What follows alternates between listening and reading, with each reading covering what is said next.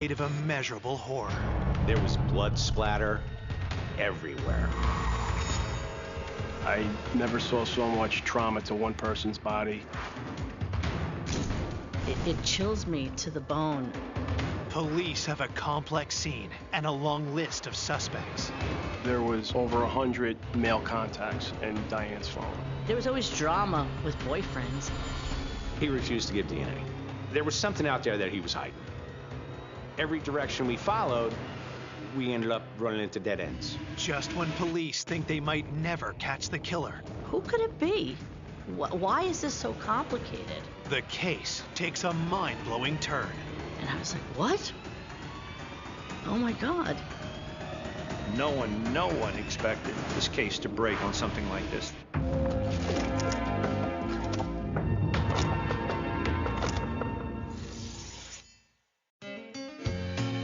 Union Township, New Jersey. A bustling East Coast community with a small-town feel. Union Township's a mix of mostly suburban, but it's got its downtown area. It's peaceful, it's quaint, it's safe. But all that changes on a cold November afternoon. 911, where is the emergency? I can't even think of the address right now. Okay, ma'am, listen to me. Take a deep breath. What's going on there? She's not answering. Can you tell me if she's breathing or not? Oh, she's not. Harry, please. Please, Harry. After receiving a call from the victim's parents, the Union police responded immediately to the home. The father was across the street with the mom, and they were clearly in shock. The couple tells police they found their daughter, Diane Zaleski, unresponsive inside. When I got there, there was massive amounts of blood in the foyer. The walls were covered with blood spray. There was just blood everywhere. We followed the blood trail into the basement and discovered the victim's body. She had clearly been dragged to the basement. You could see her at the bottom of the stairs. She was literally in a pool of blood. There were stab wounds all over her torso, her face, her neck. There were defensive wounds on her arms and hands. We knew there was a struggle, no doubt. I never saw so much trauma to one person's body. She was partially clothed. There was a pair of black underwear, literally right next to her head. Had the victim been sexually assaulted as well? Investigators find more disturbing clues. There were 2 empty containers of solvent by the woman. It appeared that the body had been cleaned. So this was an effort to obscure evidence. The killer also tried to erase their tracks throughout the house. The kitchen sink was full of soapy water, and inside was the remote controls, some cleaning brushes, and lots of various items that it appeared the suspect had touched. Also, the garbage can was gone, which led us to believe that the killer got rid of DNA or blood evidence or fingerprints. The entire bathroom area was soaking wet. The shower head was not in its cradle. We thought the killer took a shower, so we pulled the drain to check for DNA. The crime scene was, how I would describe it, Herculean. Detectives can't find a murder weapon, but forensics discover what could be a crucial piece of evidence the killer failed to clean up. There was a droplet of blood on the floor. It appeared to be foreign to us. It was cast off and inconsistent with the victim's blood. He had cut himself somehow in the course of the struggle, whether it be from a knife, from punching her. We knew that the guy was trying to cover himself, but it was minute, and they found it. They saw that blood. We immediately swabbed that piece of evidence and transported it to our DNA lab. Detectives get more information from Diane's parents. They had gone to the house because she was supposed to take a sister-in-law to a doctor's appointment that morning, and nobody could get in touch with her.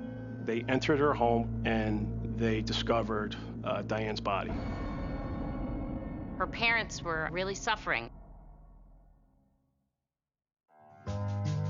Diane was a born and bred Jersey girl, gregarious and adored by her friends.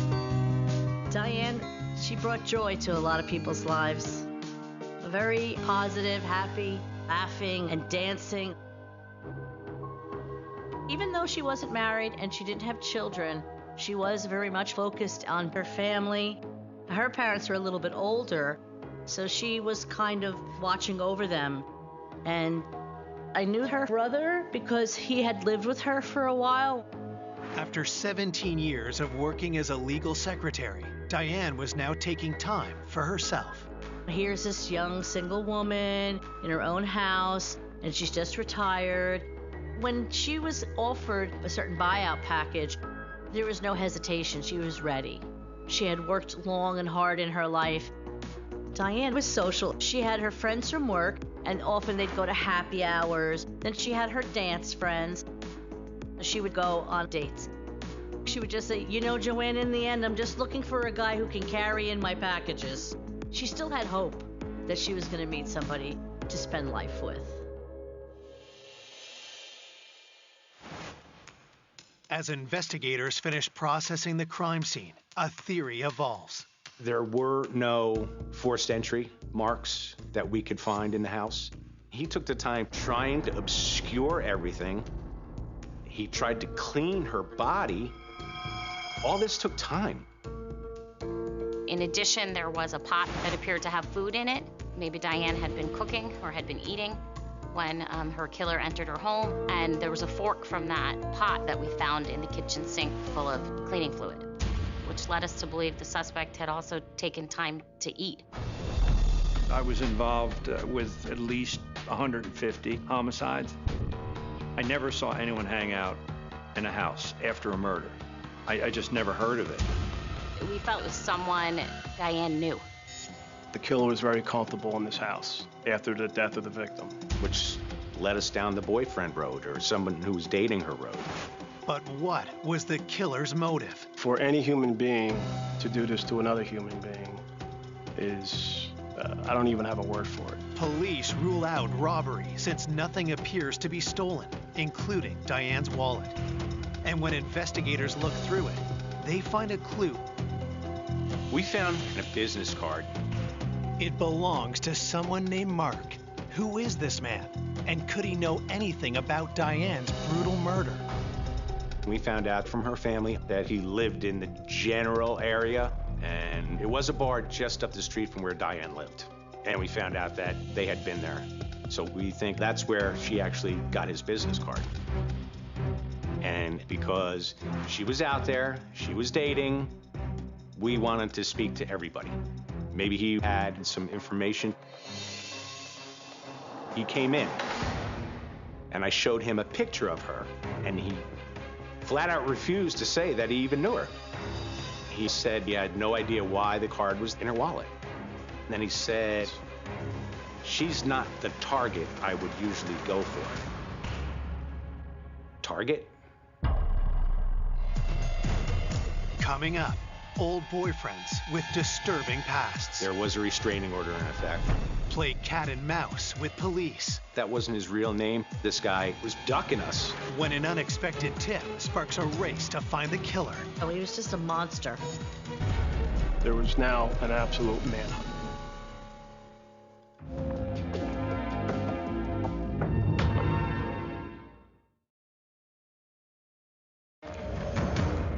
Police investigating the gruesome murder of Diane Zaleski found a single business card in the victim's wallet. It belongs to a man named Mark. Investigators want to know if he and Diane recently met, and when detectives question him, they become suspicious. The words that came out of his mouth about targets were very strange. His mannerisms and just the things he said, they were wrong. I don't call girls that I'm going to go out with targets. He had done something, maybe, to other women. He wouldn't tell us anything. Detectives found a drop of blood at the crime scene that they believe belongs to Diane's killer. Could it be linked to Mark? He refused to give DNA. Just out and out refused. It was something that was concerning to us. Someone who's innocent usually is cooperative. He had taken a bottle of water from us, and when he was finished, he wouldn't throw it out. He left. And he carried his bottle of water with him. So he obviously knew something about DNA. So I followed him. He walked about 2 blocks away from the building, and he threw it. Detectives collect the bottle and send it in for testing. As news of the murder spreads, I couldn't believe it. I just was like, oh my God. Oh my God. It was like a bad dream. I just couldn't believe that it was her. It was just so devastating. Police fan across Diane's neighborhood, hoping someone saw something. One older neighbor told us that earlier she had seen 2 children playing outside. And she knew one of the children lived in the neighborhood. She didn't know who the other child was. During the winter, she had seen him shoveling Diane's driveway. Had the neighborhood kids witnessed anything out of the ordinary? And so detectives wanted to identify those children. And when we spoke with the neighbor across the street from Diane, kind of diagonally, she said she had a daughter and a grandson. So those were the children identified as being outside. All she could say is, I didn't see anything. I didn't hear anything. Her 11-year-old grandson didn't indicate anything else, and boom, the door gets closed and we're done with our canvas there. But detectives do get information that raises some troubling new questions. The neighbors told us that her garbage can was outside in the street, which led us to believe that the killer got rid of the garbage. How would he know that if he put the garbage out, it would be gone in the morning? And why was the killer so desperate to get rid of it? Was there evidence or fingerprints? We didn't know. We contacted the local garbage company, and we unfortunately discovered that it was already in the incinerator. When detectives reviewed Diane's autopsy report, they learned she was killed sometime between 10 p.m. and 1 the next morning. The medical examiner determined the cause and manner of death to be homicide and multiple blunt force injuries. The wounds were too numerous to count. The person that had done this was obviously very violent. Some person who had snapped. Because the body had been clean. The medical examiner could not determine if there was any signs of sexual assault. What she had to live through, it's gruesome. It's frightening. I struggle with why. Why did that happen to her? I don't understand that it was just a heinous crime. A week after Diane's death, investigators get the results from the blood they suspect came from the killer at the scene. We were able to obtain a DNA profile, and it was male. We did enter the profile through a DNA data bank, and that came up negative. So we knew we had the killer, we just didn't know who it was. Will Mark be a match? Police have to wait another week to find out. And he was negative. Because DNA is the only piece of evidence police have to tie the killer to the scene, detectives need to find the match. It was our goal to locate and interview every male individual that she was friends or romantically involved with and obtain a DNA sample. We discovered that there was over 100 male contacts in Diane's phone. One of the first contacts detectives talked to is someone named Mike Prunell.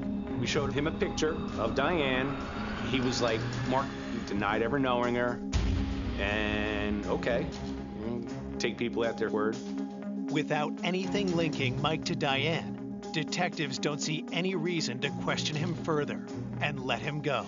We are interviewing basically anybody and everybody, and we were coming up with nothing. We interviewed girlfriends just to get a feel of Diane, how she was, if she had mentioned guys she might have been dating. I met the prosecutor, and he wanted to know everything about Diane and what I knew about her. There was always drama with boyfriends. We thought for sure that it was one of those bad boyfriends. A familiar name comes up, Mike Prunell. But he had told police he didn't know Diane, so detectives do more digging. You know, checking driver's license histories and criminal histories, and you don't find Mike. We thought it was curious. We wanted to speak to him again, but he never returned a phone call. Every direction we followed, we ended up running into dead ends. Why can't police find any records for Mike? And why did he lie about knowing Diane? There was something out there that he was hiding. When detectives ask Diane's brother Ron about Mike, what they hear completely surprises them. Not only did he know her, but he asked Diane's father for her hand in marriage some 20 years prior. So he knew her real well. Another red flag.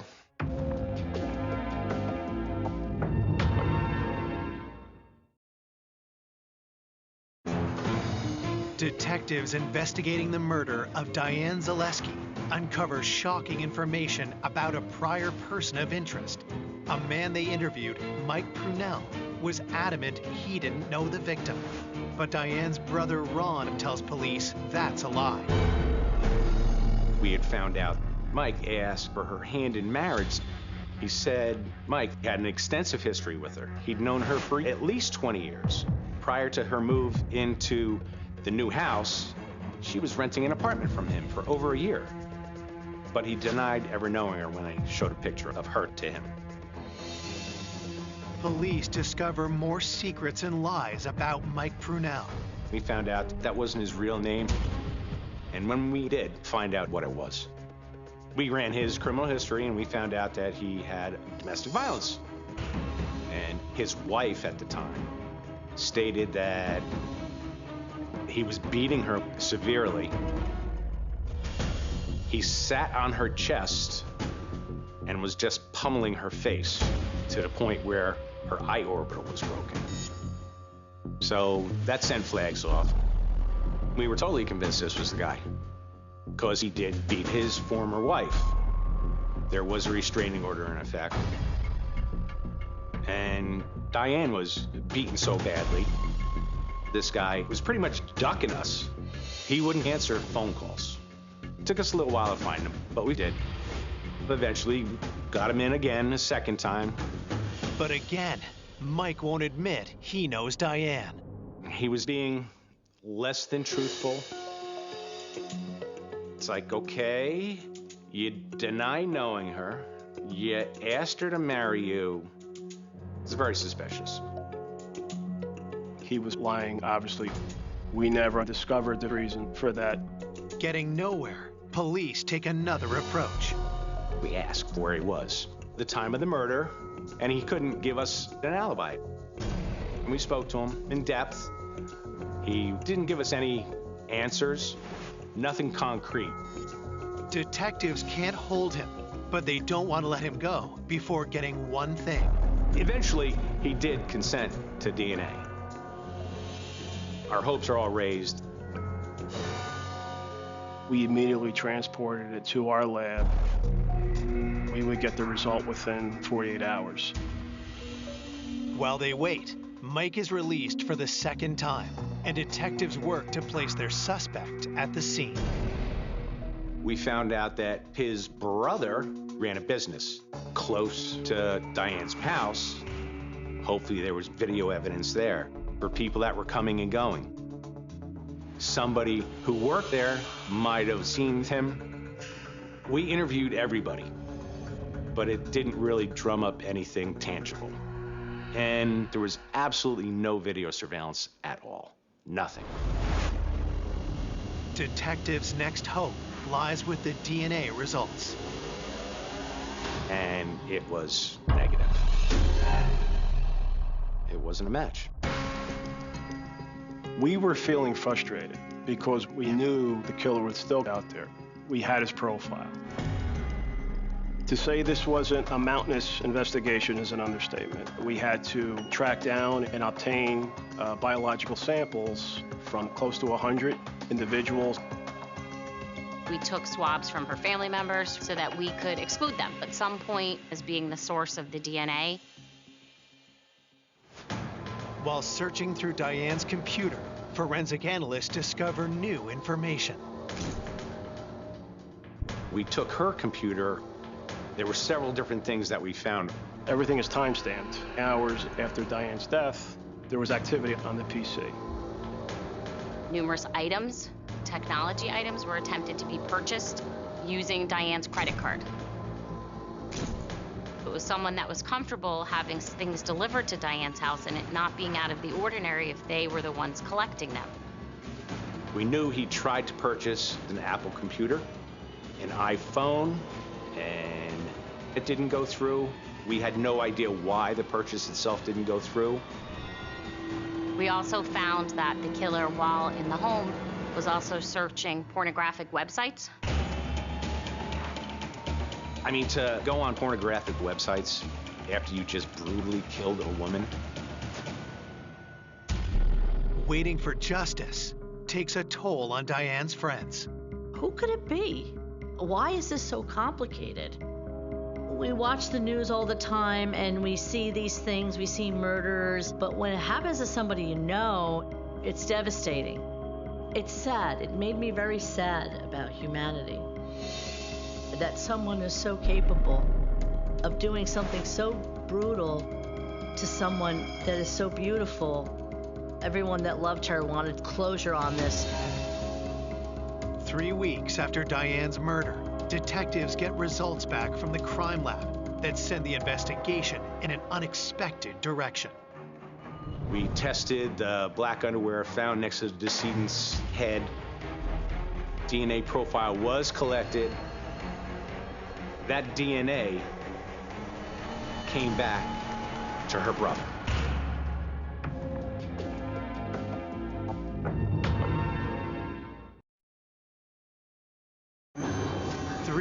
After 54-year-old Diane Zaleski is savagely murdered, detectives discover DNA from the crime scene belongs to someone close to home. The DNA that was in the pair of underwear lying next to Diane came back to Ron, her brother. A lot of things ran through all of our minds. We just couldn't believe it. We thought that there might have been something sexual with her brother, and she had enough. And he killed her, brutally killed his sister. Diane's brother worked for the Department of Public Works, so he would know when garbage was collected on her street. The killer knew I can stay until the garbage is removed and then I'm safe to leave. So there's a possibility that Diane's brother could have done it, collected all the evidence, and taken out the garbage. The killer was there for a long time. Diane's brother, he knew her pattern, her daily pattern. He would be comfortable staying on the scene, making themselves something to eat. I called him up that night and said, hey, do you got 10 minutes to come down and talk to me? Ron agrees to come in the next day. How do you say this without accusing the brother of basically having sex with his sister? Because that's what it leads you to believe. I have this report saying that Ron's semen was found in the underwear, so I just put the report on the desk and I slid it over to him and I said, what do you think? It's like he was hit by a freight train. The jaw drops. He said, I can't explain it. It can't be true. He went on about the wash and the laundry, that up until just prior to her death, she was doing laundry at her brother's house. I sort of left it at that.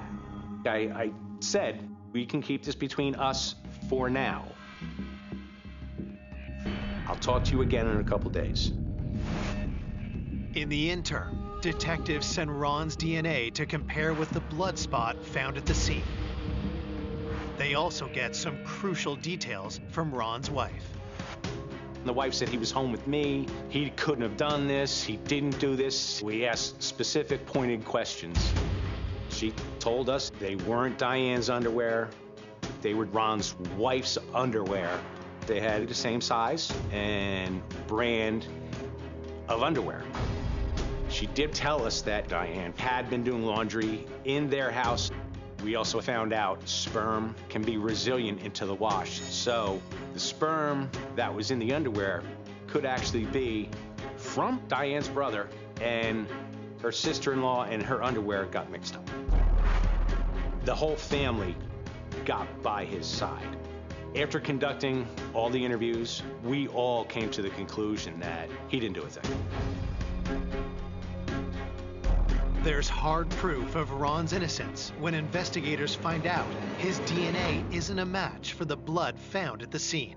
The case took lots of twists and turns, and there were parts that were shocking to us where we had to kind of sit down and regroup. Diane was also on some dating websites, so we also had to attack that aspect of the case. Could she have met someone sinister over the internet? Online dating can be frightening. There are people who are really troubled, and if they come across your path, you are the victim. Detectives focus on someone who called and texted Diane a lot. Kyle came to our attention because he was in her phone. And Kyle was very evasive. Didn't want to come in for an interview. He was just a friend. He wasn't romantic with her at all. At least that's what he said. But was that true? Or did Kyle want more than Diane's friendship? Her circle of friends said he was a possible person of interest, and we acted on it. We followed up on it. He was not cooperative. We obtained subpoenas to go find them and bring him in for statements. When he finally did come in for an interview and refused to give a DNA sample, I think it was too intrusive to him. And he asked a lot of questions. Normally, I'm the guy asking all the questions. So it gets your radar up a little bit that something's not exactly right with this guy. He actually said that he was at the house the week prior to her death, so he was familiar with the house, wanted a relationship with the victim. He denied that. We didn't believe that was true at all. People that I'd spoken to didn't think that he was her type. Maybe she laughed at him and told him to get out. Why else would he be evasive if he wasn't hiding something? There were no signs of forced entry at all to the home. So Diane must have let this person into her home. Was that person Kyle? Maybe he didn't go there with the intent to kill, but maybe something flipped the switch. Detectives want to know where Kyle was the night of the murder. He said he works nights, and all the access in the building was key card controlled. Detectives check logs. There is a record of Kyle swiping in. But who's to say that somebody else wasn't using his key card? Until we got DNA, we'll just never know. Investigators tell Kyle if he wants to be ruled out, he needs to cooperate. We did eventually collect his DNA. He was negative. DNA set him free. As weeks turn into months, investigators are far from uncovering the identity of Diane's killer. We're hitting the year anniversary of Diane's death. It was very hard to explain to the family that we were no closer. You saw a family not being able to fully grieve because they didn't know who did this. It was like a bad dream. I was worried. I said that they should have found someone by this time. We knew the killer was out there. We were feeling frustrated. He would never be identified. That was our worst fear.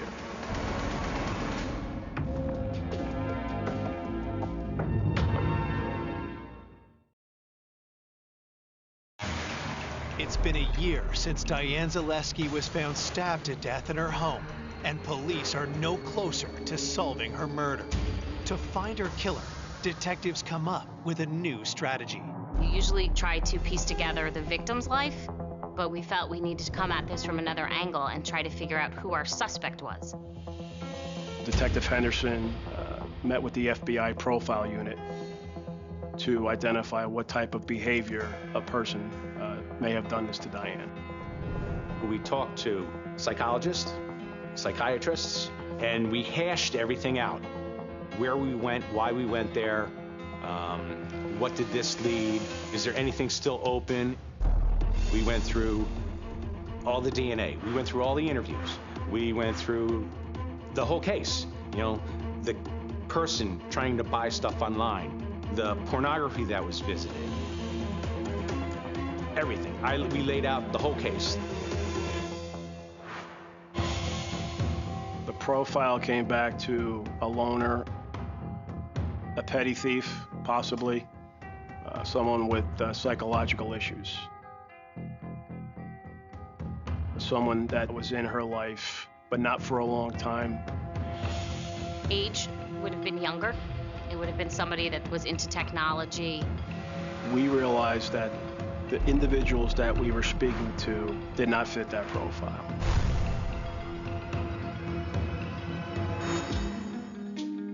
To catch the killer, investigators generate new leads. One of the things was, on the year anniversary, do a media blitz. Local TV, local newspapers. We just wanted to see whether or not it might stir the pot. Detectives decide to release new information to the public. So the things that we included in the press release, whoever killed Diane cleaned up after himself. We also said that we now have the killer's DNA on file. And then we recanvassed everywhere. After a month, detectives have received a flurry of new tips. And one really grabs their attention. Detective Rob Henderson received a phone call from an individual out of state indicating that she was on social media with an individual who was concerned about his well-being and his safety because he thought he was being investigated by police because of a serious crime he committed in New Jersey. She tells me, I'm a stay-at-home mom. You may think I'm a little crazy, but I'm Facebook friends with this guy. This woman was on Facebook and had met a person years earlier in a Facebook chat room, and then eventually formed a friendship with this person. She explained to us that she had had conversations with him that were troubling to her. She had said that he had told her that he had committed a murder. This witness was very concerned for her family, but she said, if he had anything to do with this, I need to speak the truth. We had been friends for about 3 or 4 years at that time. We used to chat through Instant Messenger all the time. He had a lot of different screen names. He called me his big little sister. He was 9 years younger than me. He told me he lived in New Jersey. He was fluctuating in and out of homelessness. He told me that he sold drugs and things like that, but I didn't feel like that was who he was. I think he was just doing it because he felt like he had to. Out of the blue, he's like, I did the worst thing you can think of. And I'm kind of sitting there thinking, like, what is he talking about? I don't know, a drug dealer getting killed. And I was like, what did you do? He said, they found DNA. And so I'm like, what do you mean they found DNA? While I was talking to him, I Googled some articles just to see if anything matched up with the story that he told me. And so I went online and I looked up murder, New Jersey DNA. And instantly an article came up. She searched and she found the 1-year anniversary article. We put together to try to rekindle some interest in Diane's story. I was shocked of what I did find. The article says that he tried to purchase an iPad with using her credit cards. The information that they put in the article matched what I knew about my friend. And a light bulb just went off in my head. I know that's him. It had to have been him. She told us that he had been washing clothing at the home and that how he had literally been in his boxers cleaning. She told me that he told her that he made himself dinner. Now, we did release certain things in the article about there was some food, but we didn't say he made himself a meal. We didn't provide that information, but he did. We ended that phone call, and then within a matter of hours, we're booking a flight to visit her and to take some evidence from her. Upon meeting with her and looking at her computer and doing a forensic examination, we knew we had the right guy. Detectives ask the woman for his name. Nahshon. That's what he called himself, because he didn't like his first name, Darnell. She was a little nervous and a little hesitant, but eventually she gave us his full name. Arnell Yearwood. The last name gets detectives' attention. We knew from our canvas that individuals with that same last name lived diagonally across the street from Diane. When we look back at all the documented reports, it was determined that we had spoke to the killer's mother.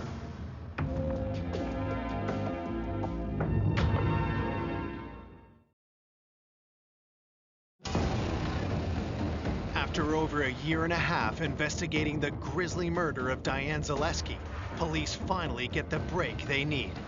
They have the name of the suspected killer, Arnell Yearwood. And in a shocking twist, detectives discover his family actually lives on Diane's street, and they've been to the house. We were there last year after one older neighbor told us that she had seen two kids playing outside. And she knew one of the children lived in the neighborhood. She didn't know who the other child was. We did some more digging and some more investigation on Yearwood. Arnell Yearwood, although he was in his 20s, he was very small in stature. So he could be mistaken in a puffy jacket for a kid. We knew that Diane had some kids on the block helping shovel snow or do some yard work. It really led us to believe who was described as this kid was the killer. We went back across the street, made it look like we were canvassing other homes, but really we only had one home that we wanted information from, and that was his mother, Mrs. Yearwood. So we went to her home, said, "We know you have a son," and asked specific information about that son. And her daughter, who lived in the home, the mother of that child that was seen on the block, expressed to us that her brother, Arnell, had been at times living in the basement. And it would have been during the time frame of Diane's murder. That her brother sometimes would be outside with her own son. Arnell's mother insists she has no idea where her 26-year-old son is. We have to find this guy because we have to do a DNA match. There was now an absolute manhunt.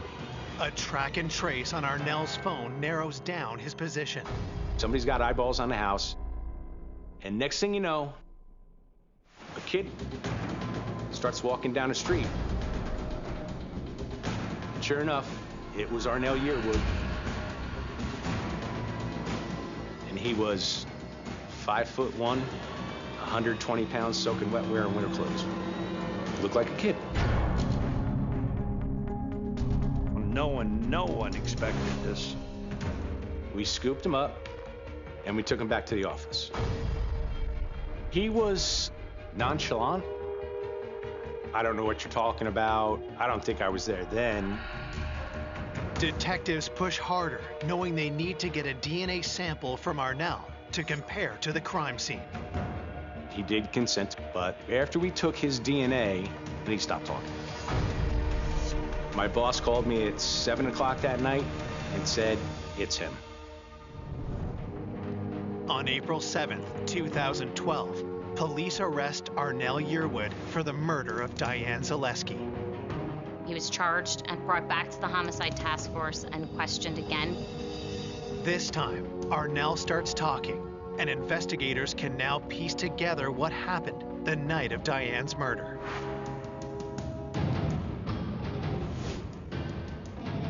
She let him in based on the fact that he was a neighbor. He did small chores for Diane. The garbage, minor painting, cleaning around the house. He entered the house to collect money. Diane looked at him as the nice neighbor kid that she was trying to help. He knocked on her door that night and she let him in because she thought he was harmless. He wanted a romantic relationship and things went bad, and he did not take kindly to being rejected. She told him to get out, and that's when he said he took a pair of scissors and he started stabbing her.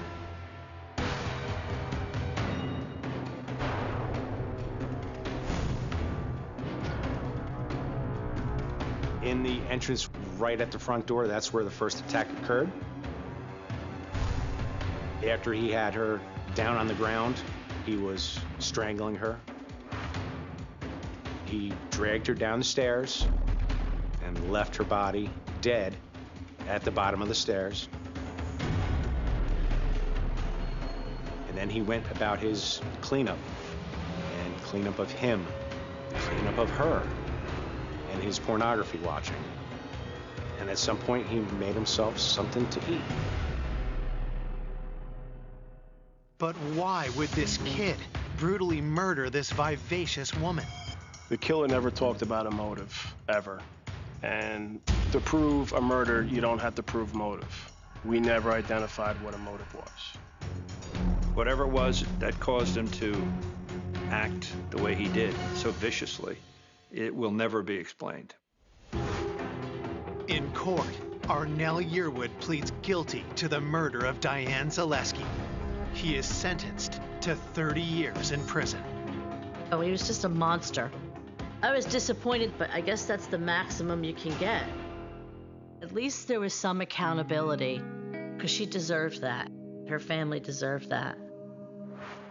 The family made up black bracelets with white lettering that said "Justice for Diane, November 18th, 2010, which was the date she was murdered.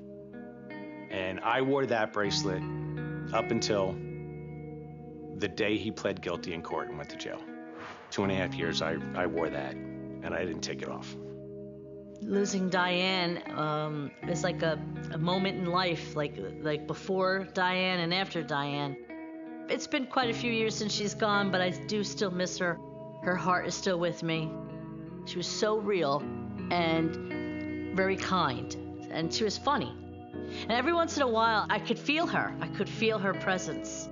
And I think I look forward to seeing her someday again.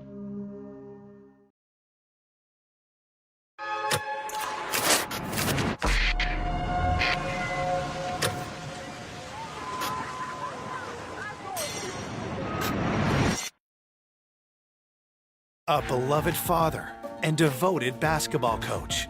Jimmy loved kids. He loved to talk about coaching basketball and God. Ruthlessly gunned down in his own home. There were 10 shell casings. Whoever did this wanted to make sure that he was dead. Leaving a whole community devastated.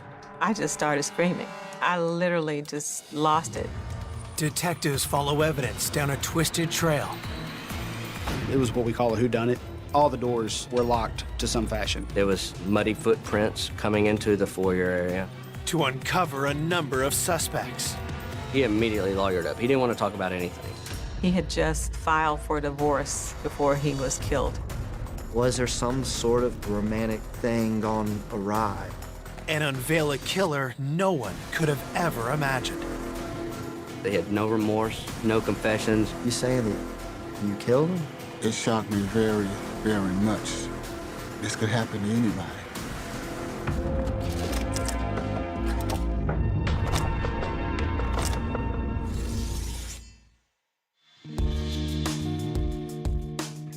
Cordova is a peaceful suburb just east of Memphis, Tennessee. Its wide open spaces and strong church communities make it a haven for families. Cordova is one of those very safe neighborhoods. Kids riding up and down to the bikes. You honk at your neighbor and your neighbor waves. It's not a place that we're accustomed to seeing violent crimes. But in the winter of 2013, the town's carefree spirit is disrupted by a troubled call to police. The initial call came on a Friday morning from the principal at Ridgeway High School. Jimmy McClain had not reported to work. He was a school teacher and a basketball coach. Jimmy was always punctual, so when he didn't show up for work, people immediately started worrying about Jimmy. Our patrol officers go over there and they knocked on the door, nothing. The front door was locked, the back door was locked, the garage door was shut, all the windows were locked, nothing appeared to be opened or broke. And then one officer was able to look in through some glass doors. And then he saw something that looked like a shell casing. Immediately on alert, officers quickly force entry into the home.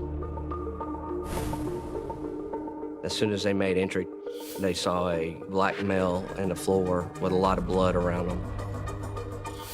Dead. Homicide investigators are on the scene within minutes. When I first arrived, we see a male victim laying in the den area of the house who appeared to have been shot multiple times. Whoever did this wanted to make sure that he was dead. Detectives find a wallet in the victim's pocket. The ID inside confirms this is 49-year-old Jimmy McClain. The big thing that stood out at that time was the numerous shell casings that were scattered throughout the living portion of the residence.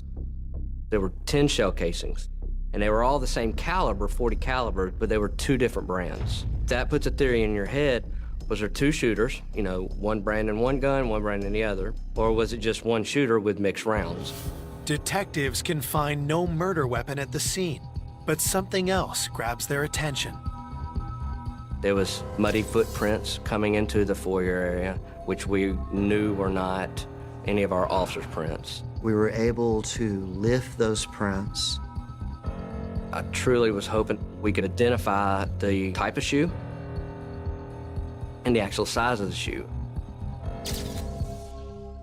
There were no signs of fingerprints to the naked eye, so we were able to swab the doorknobs, both interior and exterior on the front door, for the presence of DNA. An exhaustive search of the house yields no sign of forced entry. We had no signs of robbery, no signs of burglary. The big thing to me was all the doors were locked to some fashion, meaning someone had locked the door on their way out upon leaving the scene. That told me that most likely our suspect had a key to the residence. So once we realized that somebody had let themselves in, we were like, well, who's got access to these keys? Did Jimmy know the person who did this? Detectives also attempt to discover the approximate time the murder happened. We were able to find out there was a shots fired call that came in our dispatch around 8:50 p.m. 2 days before we found the body. So started making sense real quick, though, that that's probably when this happened. As police continue their investigation at the scene, Jimmy's sister, Easter, arrives. To this day, that is the absolute worst day of my life. It's the day I came around the corner and saw yellow tape around my baby brother's house, who I love so dearly. The police asked me, "Ma'am, do you know who lives here?" I said, "My brother is my brother. Where's my brother?" Officers confirm Easter's worst fears and tell her that her brother has been killed.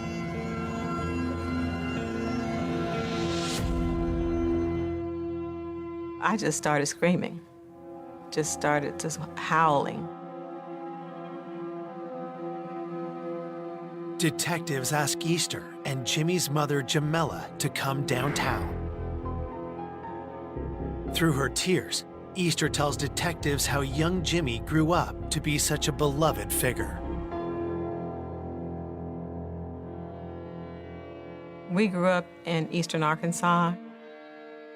Jimmy is the fourth of 8 kids.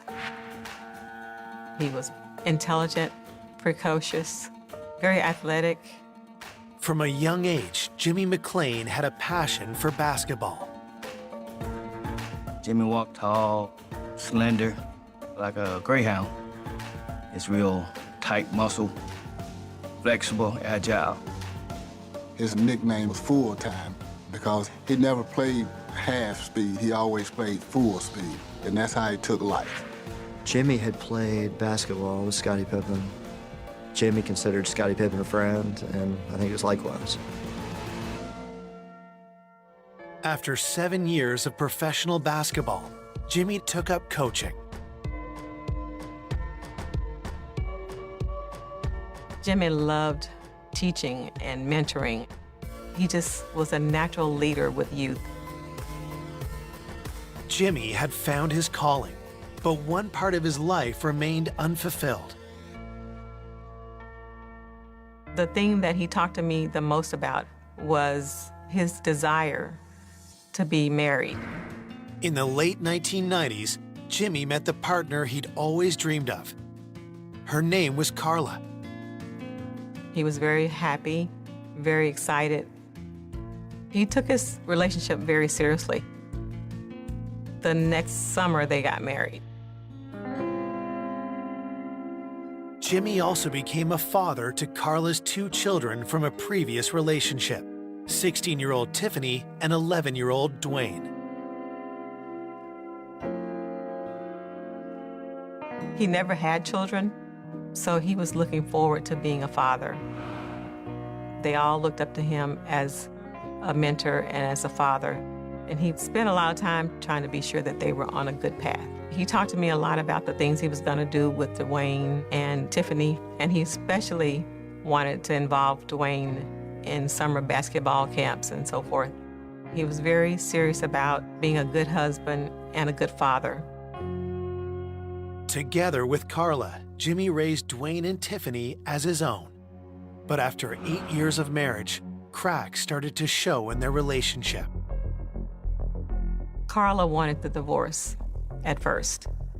I do believe that the problems were related to something that occurred early on in their relationship. Initially, Jimmy had resisted the idea. I overheard Jimmy telling her that it doesn't make sense for us to be separated. There's nothing wrong, we're not having problems. But eventually, Carla and Jimmy split up, and after 4 years of separation, Jimmy finally agreed to make it official.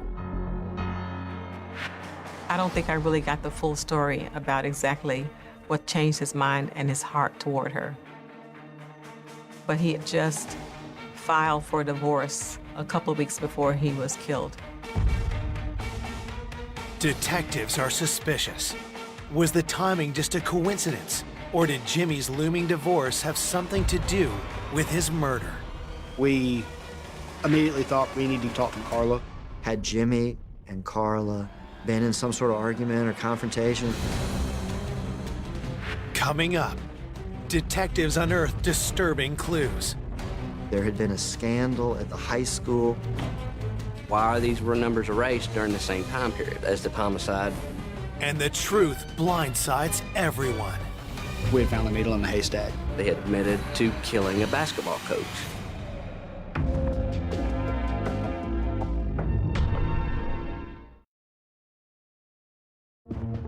Police have just learned that Jimmy McClain filed for divorce 2 weeks before he was killed.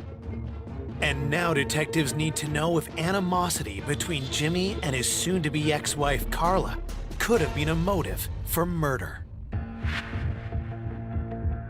We had asked, Carla and Tiffany and Dwayne, her biological children to come town. Dwayne and Tiffany wait in the next room while police talk to Carla, starting with her relationship with Jimmy. She says, look, we were going through a divorce, but it wasn't because he was doing anything bad. She said that we fell out of love. Carla tells police that when she and Jimmy were married in 2001, Jimmy treated her kids, Dwayne and Tiffany, like they were his own. But as they grew into their late teens, Carla and Jimmy's parenting styles started to clash. Carla did advise that Jimmy was really hard on her kids. Jimmy was very discipline-oriented, and she always took the side of the kids.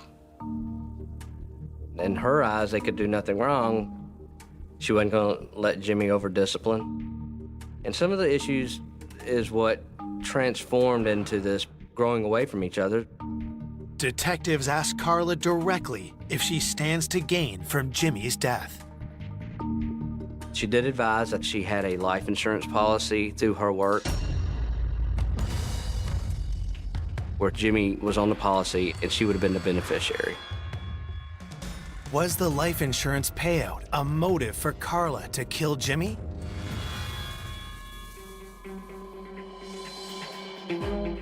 Knowing evidence from the crime scene suggests the killer let themselves in. Detectives need to find out if Carla still had access to Jimmy's home. We actually did ask Carla if she had a key to the house, and she did not have a key that she could remember. Undeterred, they ask where Carla was on the night of the murder. She didn't go out and do anything. She said it was raining that night. It was nasty weather. She actually went to her bedroom and read a book. We asked if anybody could verify that. She said, well, my son, Dwayne, because he was at home as well. To confirm Carla's alibi, police bring in Dwayne and Tiffany, who are waiting in the next room. When we saw Dwayne, he's a 19-year-old, kid. Dwayne gave a statement advising to us that, when his mom came home, that he just sat and chilled at the house. He didn't have a cell phone, so he would use his mom's. His mom said that she was down in his bedroom. He said he was up in his bedroom, and they didn't see each other the rest of the night. Dwayne's account lines up with Carla's, but detectives are curious about whether Dwayne had any conflicts with Jimmy. Tell me about Jimmy. How was y'all's relationship? It was cool, but we bumped heads a little bit sometimes. He was straight up in the night. He was cool. He fun, loving person. Dwayne just was like, I can't believe this happened. I don't know who would have done this. Police turn their attention to his sister Tiffany, and right away sense some tension. When we interviewed Tiffany, she admitted her and Jimmy butted heads on things, and she actually moved out. She didn't like being parented by him. Detectives ask where she was at the time of the murder. Advised she was at home with her boyfriend during the time frame all that Wednesday evening.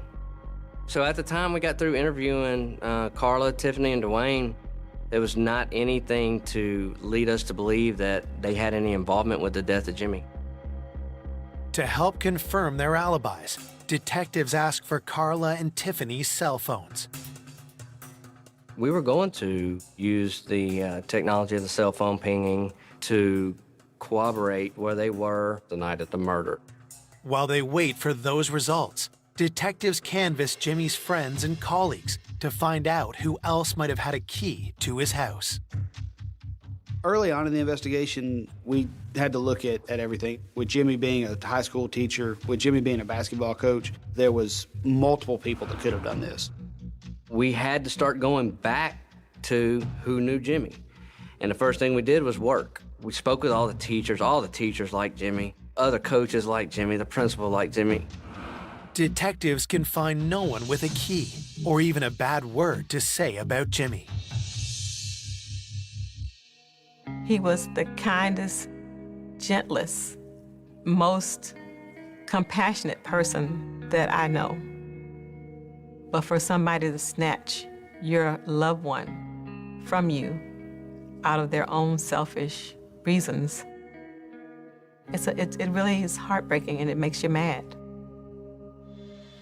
3 days into the investigation, detectives receive Jimmy's cell phone back from forensics and discover that he was texting shortly before he was killed.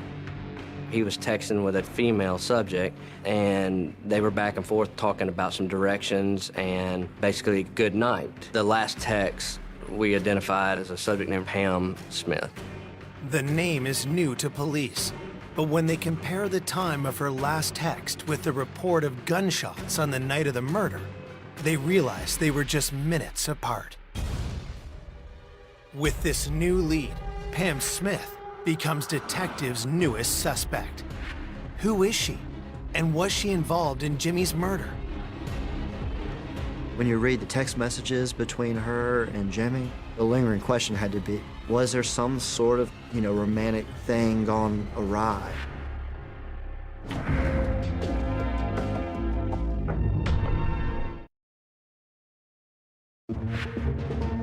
Detectives have just discovered that Jimmy McClain was texting with a woman named Pam Smith on the night he was murdered. We were able to determine that Pam was the last person that Jimmy had contacted. Investigators need to speak to Pam to see if she has any information that points to the killer. We called just to say, this is the sheriff's office. Do you know Jimmy? And she was like, yeah, that's my boyfriend. Detectives inform Pam of Jimmy's murder and carefully gauge her response. She was extremely distraught. She was like, do I need to come down there? What do I need to do? We still had to figure out who she was. Is she married? Is there an affair situation? Is this a boyfriend, girlfriend situation? Pam tells detectives that she and Jimmy had only been dating for 6 months. We were able to sort of dig into the relationship between Pam and Jimmy. Well, it seemed like a healthy relationship. Pamela claims she was 3 hours away in Nashville at the time of the murder, and she's more than happy to turn over her phone so police can verify her statement. After talking to her, there was nothing that she gave any kind of suspicion or anything. Detectives have one more question for Pamela. We actually did ask Pam if she had a key to the house, and she advised that she did not have a key. But she says she knows who does. Pam had overheard a phone call. Jimmy was telling his wife, Carla, that she could come by the house while he was gone to pick up some mail that had come to the house for her. Pam took note that when they left the house, Jimmy didn't leave the mail in the mailbox or on the front door, but he left it inside the house, which told Pam that Carla had a key to the house. Police believe the killer had a key, but Carla told detectives she didn't have one. The discrepancy raises a red flag. Is it possible that Carla had a key to the house? How can we prove that she didn't come into the house the night of the murder? There's only one way to know for sure. We used the technology of the cell phone pinging to follow her from her work all the way to home. The cell phone data indicates Carla was home all night, and her daughter Tiffany was too. Everybody's statements made sense where they were. There was no reason to pursue any other questions with them or Pam at that moment. Before Carla and Tiffany can be completely ruled out, police must corroborate the calls and texts on their phones with the complete records from the cell companies. And those can take several days, depending on the circumstance. A week after the murder, Jimmy's loved ones pay their respects at his funeral. Jimmy's funeral was held at a local Church of Christ, probably a couple thousand people there. Jimmy touched a lot of people. Going to Jimmy's funeral was a tough process for myself. So many people loved him. The mystery of who could have killed Jimmy is on everyone's mind, and grief-stricken loved ones are desperate for answers.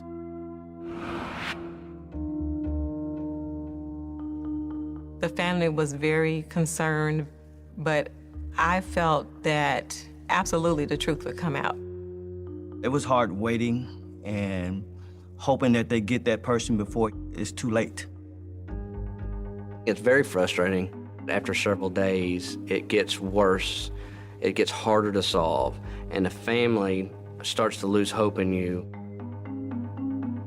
The day after the funeral, detectives received the forensics reports. There was no extra DNA under the fingernails of him to see if he got physically close enough to maybe grab the suspect or anything like that. We didn't get any fingerprints that weren't supposed to be there. Jimmy's prints were the only ones there. The report isn't all bad news for detectives. An expert at Nike was able to determine the muddy shoe prints in the entryway of the house. Most likely came from a Nike Air Force One. These are basketball-type shoes. They're between the size 10 and 11. Before detectives can follow up on this new lead, their investigation takes a bizarre twist. There had been a scandal at the high school. Ridgeway High School had a very good basketball team. They were one of the top in the state. We started hearing about a student at the school who had just recently gotten in some trouble. Detectives need to know if the scandal is linked to Jimmy's murder. Staff tells them the player at the center of the storm is number 22, Mackenzie Sewell. Obviously, he was a fairly good basketball player, but he was also 2 years older than people that he was playing with.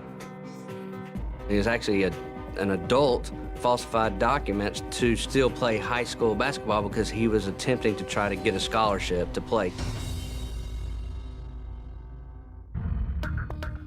A week after Jimmy is found dead, the scandal explodes into the headlines. This man used a fake transcript to enroll here at Ridgeway High, and our sources tell us the man has a GED, but enrolled here simply so he could play basketball. A humiliated Mackenzie is kicked off the team and out of Ridgeway High. The dream of the NBA is over. The coaches were like, oh my goodness, because the whole school gets punished for it. They get disqualified from being able to play. The scandal raises a key question for detectives. Had Jimmy discovered the truth about Mackenzie and been silenced before he could report him to authorities? Did Jimmy initiate this whole situation? Because we knew Jimmy was an ethical individual. If Mackenzie thought Jimmy had anything to do with this, then this could be a reason why Jimmy was murdered. Police are eager to talk to Mackenzie, but that's not going to happen. He immediately lawyered up. He didn't want to talk about anything. Detectives try a different approach. They go to speak with the person who registered him at Ridgeway High, his mother, Chandra Nicole. What she tells them is more bizarre than they could have imagined. What we found out is that was his wife.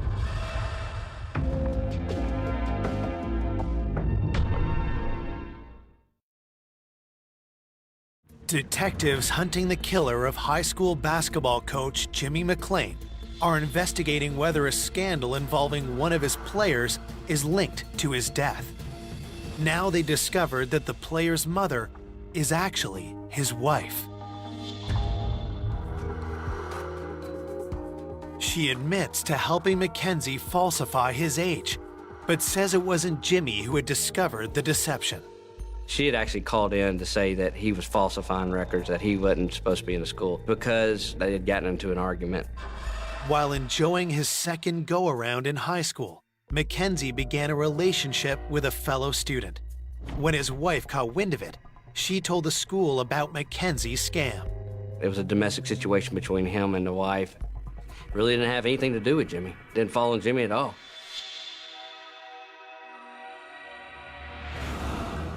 Once again, a promising lead evaporates into thin air. And over a week into the investigation, police are starting over. I was back to square one again. I was starting to question myself and wonder, are we gonna get anywhere with this thing? I was starting to be concerned. I wanted to know when people were going to be charged. Just as investigators begin to fear the trail growing cold, they receive the complete cell phone records for Jimmy's ex-wife, Carla, and her daughter, Tiffany. We had ordered direct cell phone records to corroborate the exact records that we had initially dumped. You're talking hundreds, even thousands of records at times to look through, to see if you can find where there's a discrepancy in something. After days of hard work, police get the break they've been praying for. Everybody else's phones were making sense, but Carla's phone did not make sense. We noticed there were actually people being texted between 6 and 9, 2 different phone numbers. And that was the time frame of the homicide. Those texts were conveniently erased off Carla's phone. So that automatically piqued interest. So we're trying to identify the 2 phone numbers that were deleted. We identified one of them as a subject named Robert, and then another subject named Heather. We looked up Robert real quick and found out Robert was a convicted felon for dope dealing. But why are these numbers erased the night of the murder? At that point, I felt it necessary to call Carla back in and talk to her again, and then further identify maybe Heather and Robert since we had names on them. When detectives press Carla about the texts, she tells them they belong to her son and Jimmy's former stepson, Dwayne. Detectives already know that Dwayne uses his mom's phone since he doesn't own one of his own.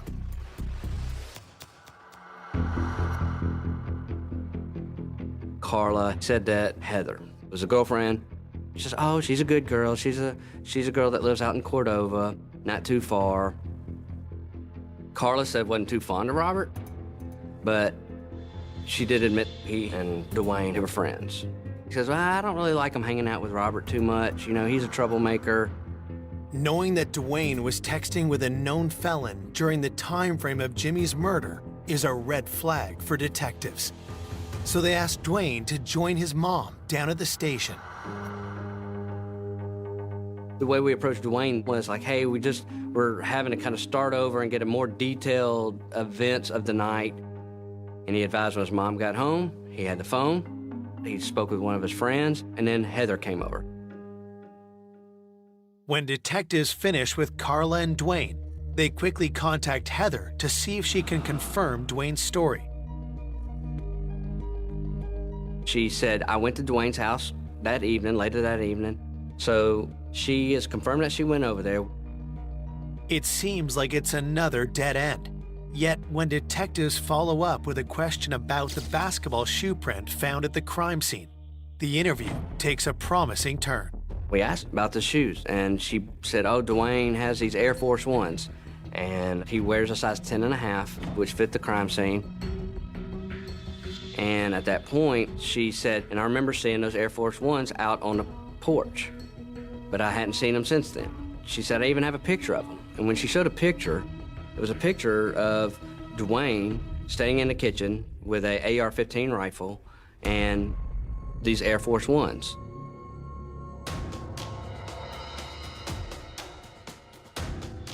Police quickly get a search warrant for Carla's home.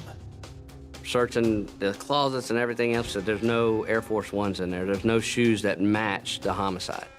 Took pictures of his room, and we left. We didn't come out at that house with anything. So far, linking Dwayne to the crime has not proven fruitful, but detectives have another strategy. We know for a fact that there was text messages between Robert and Dwayne during the homicide. We feel that those texts could be very important. Since he'd erased them off his phone, we couldn't get them. So my goal was to get a search warrant for Robert's phone, hoping that the text messages were still on his phone, visible where we could see them. While police wait for a warrant to be approved, officers keep an eye on Robert. I arrived, and within a few hours of setting up surveillance, Robert Collins came out of his house. At that point, our detectives went to talk to him, and Robert took off running.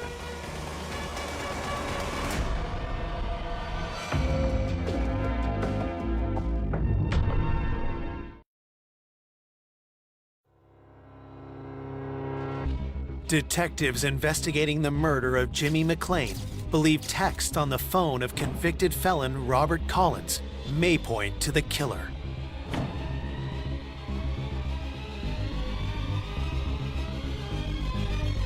When Robert took off running, he ran a good ways, but we needed to catch him. We didn't want him to destroy his phone or anything like that.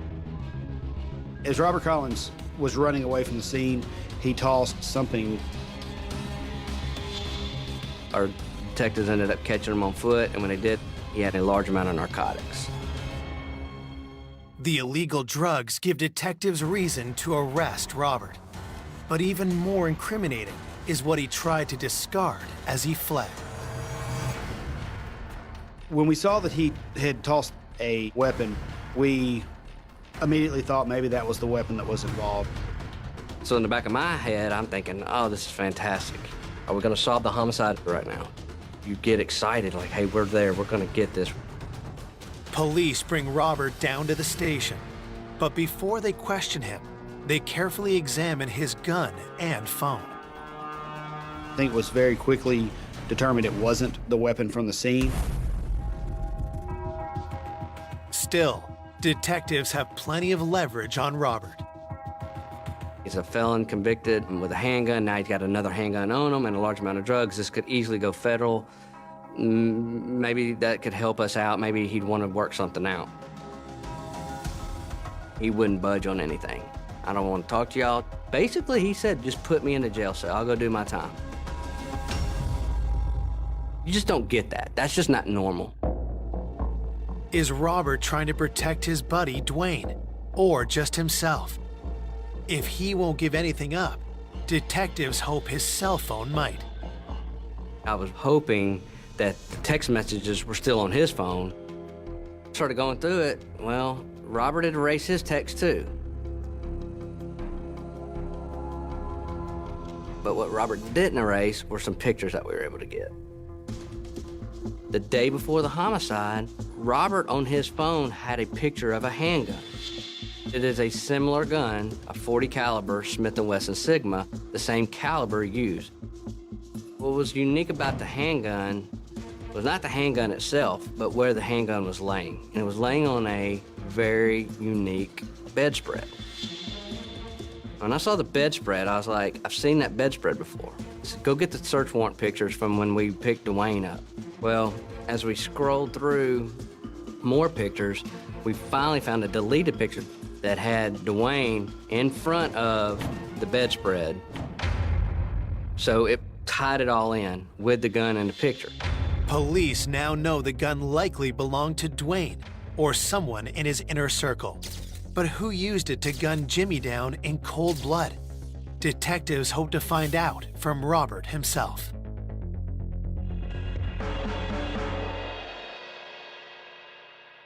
So when we put Robert in jail, we were hoping Robert would say something on the phone. The first phone call that Robert made was to a young guy. First thing that Robert said to the guy was, hey man, that pit bull, it's real sick. And the guy kind of like, I don't think he caught what he was saying. He's like, oh yeah, just laughing, I got you. And Robert, you could see was very frustrated, like, no man, I'm not kidding. You need to get rid of that pit bull, it's sick. Bri shouldn't have sold it to you. We did have indication that pit bull was most likely the gun. And real sick, put it in street terms, means it has a body on it. Detectives trace the owner of the phone Robert called. It was a kid named Jamarius that lived in the Cordova area. We believe that Jamarius Cooper had in his possession the firearm that was used in the killing of Jimmy McClain. Police get an emergency search warrant and race over to Jamarius' home before he can dispose of the gun.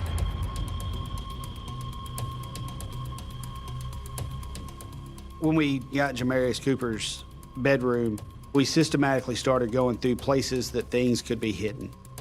We were going through it and we weren't finding anything. And then one of my detectives, probably into the 30th box or so, he's like, I got something. And I was like, do what? When I saw that gun, I immediately felt like we had found the needle in the haystack. We had known through this investigation that most likely we were looking for a very specific gun. That is the same style gun that we're looking for. Same caliber, most likely the same brand, the same model. At that moment, I was like, Jimmy's here. He's guiding us. He's telling us it's all here. He's not making it easy. He's making this puzzle, but it's slowly coming together. So immediately took the gun and had TBI process it. Within a couple hours, they were calling us back on, hey, this is the gun that was used in the homicide of Jimmy McClain. That does bring some emotion to you. You're like, oh my gosh, this work, this time, and we're going into 30 days here. I mean, nobody finds a gun used in a homicide in 30 days. Police need to talk to Jamarius, but before they can track him down, they get an alarming call. We have a call from Cumberland County Sheriff's Office, and the deputy there said, hey, listen, we just had something weird come in. A white female came running into our station. She was very distraught. She was in her pajamas, and that she said that she wanted to pass on some information that her husband was upset because his nephew had admitted to killing a basketball coach.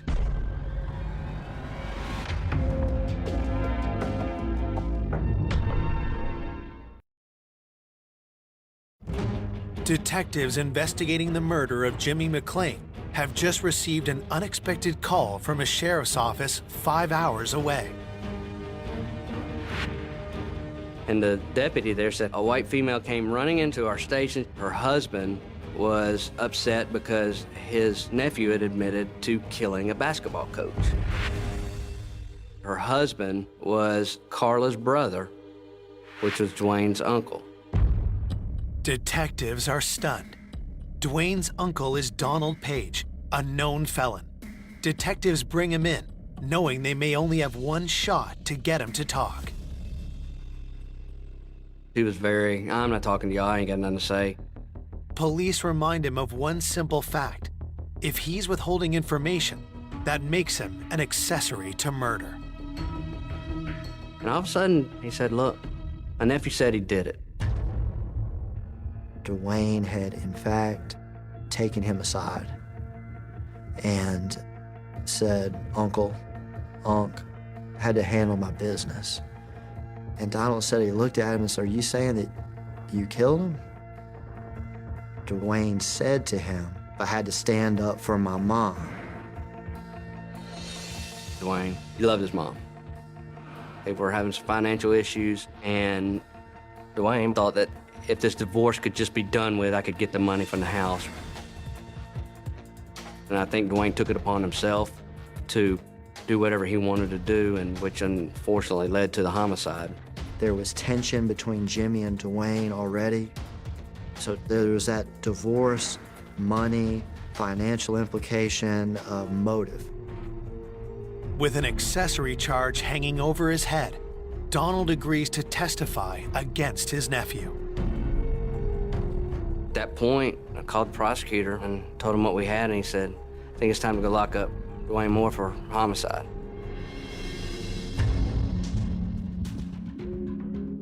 On March 26, 2013, Dwayne Moore is charged with the murder of his own stepfather. I'm telling you, he just had no remorse, no confessions. He just didn't have any care in the world whatsoever. When I heard Dwayne had been charged with Jimmy's murder, I felt a lot of relief. I was shocked to know that someone that he had influenced this long in this young man's life that would take his life. It went deep to my core as far as emotionally. This was unbelievable because of who Jimmy was. 14 months later, Dwayne Moore stands before the Memphis judge and jury. The prosecution lays out what they believe happened the night of the murder. Dwayne had it in his head that he was going over there to kill him. He knew that there was a key to the house. that Carla might have forgot about. I think he waited until he saw Jimmy pull in, let himself in that front door.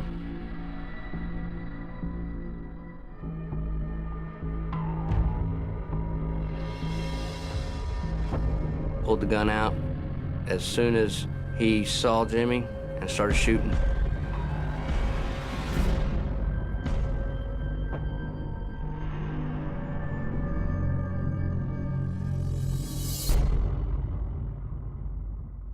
I think he did it in about 5 minutes at the most. I think he just went in there and started blasting away. To try to imagine what Jimmy must have gone through in the final moments that he was living is extremely painful. The awful terror he must have felt, knowing that his life was about to end. On June 27, 2014, Dwayne Moore is convicted and sentenced to 22 years in prison without the possibility of parole.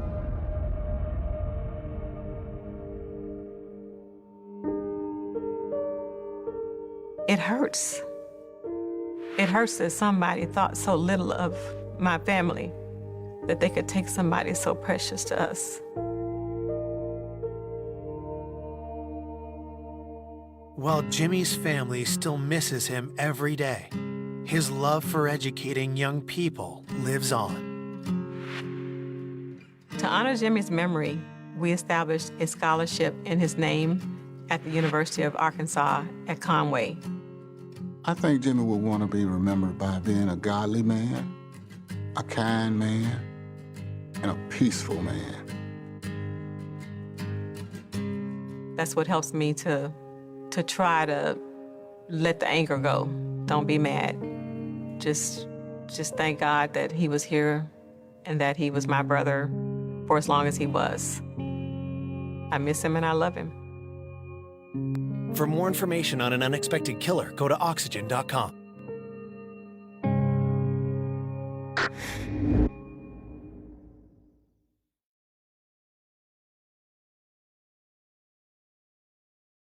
A hard-working New Mexico family.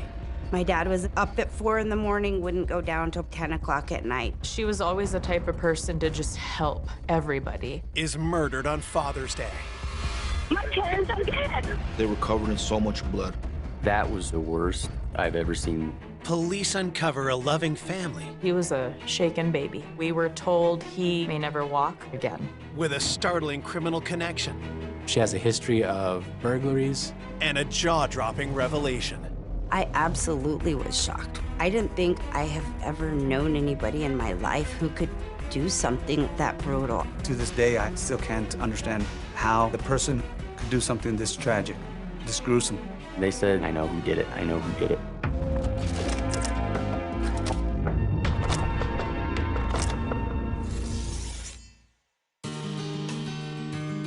El Rancho, a tiny New Mexico town home to just a few hundred families, a place filled with honest, hardworking people. It's a very tight-knit community. It's kind of one of those places where everybody knows everybody. On Father's Day 2011, police receive a 911 call that shatters the early evening calm. Santa Fe 911, where's your emergency? Imagine, boy. Carl. Okay, tell me exactly what happened. I don't know. I just my parents went answer the phone. My parents, he come out and I walked over to check on him like he was in the yard. Okay. I can't hear you when you're yelling. Try not to yell into the phone. I can't understand you. My parents are dead. The caller is a 35-year-old woman named Cherie Ortiz Rios. Officers arrive at the property she shares with her parents, Lloyd and Dixie Ortiz. Police enter the home occupied by Cherie's parents and her brother to investigate, starting with the master bedroom. I had observed a female laying face down in her nightgown attire, deceased. The brutality that was involved was unspeakable. She had some trauma on the right side of her temple region. Police believe this is Cherie's 53-year-old mother, Dixie Ortiz. As you walk out through the main door to the bedroom, there's a couple of steps up into a kitchen. That's where a deceased male was laying face down. That was probably the worst I've ever seen. There was several defects in his head and shoulder area. Cherie tells police that this is the body of her 21-year-old brother, Stephen. As you walk back out the room to the rear of the residence, there was another deceased male laying face down. And he had several injuries to his upper torso and his head region. The dead man is Cherie's 58-year-old father, Lloyd. Detectives called in the medical examiner to take charge of the bodies. For now, they can only speculate about the cause and time of death. There were limitations on how well we could examine the injuries because they were covered in so much blood. It looked like something that had penetrated all of their bodies. So at that point, led us to believe that they were actually shot with some type of a firearm. While the medical examiner carefully removes the bodies, a forensics team meticulously looks for evidence. We did not find any shell casings. There wasn't a gun located. There was nothing that indicated that we had our murder weapon at the scene. We have no physical evidence as far as some type of a fingerprint. There weren't any footwear impressions in any of the blood. Maybe we can get some DNA, but we don't know that initially. That has to be sent to the lab for testing. With this type of crime scene, generally there's only a couple different types of motive. It's love, money, or anger. So we have to look into those. Lloyd's wallet was on the counter right next to where Stephen was lying in the kitchen. It had money in it. It didn't look like somebody was in there to steal from them. There's no evidence to suggest this is a robbery, so police consider whether other motives could have been at play. Who would stand to gain something from killing 3 people on Father's Day in their house? Police need to learn more about the victims and their family. They turn to Cherie, who lives just steps away. On the 2/3 of the property, Lloyd, Dixie, and their son, Stephen, lived, and the other third was occupied by Lloyd and Dixie's daughter, Cherie, her husband, Jesse, and their 2 children, Catalina and Robert. When her sister arrives, a despondent Cherie can barely keep it together. I remember my sister running up to me and telling me,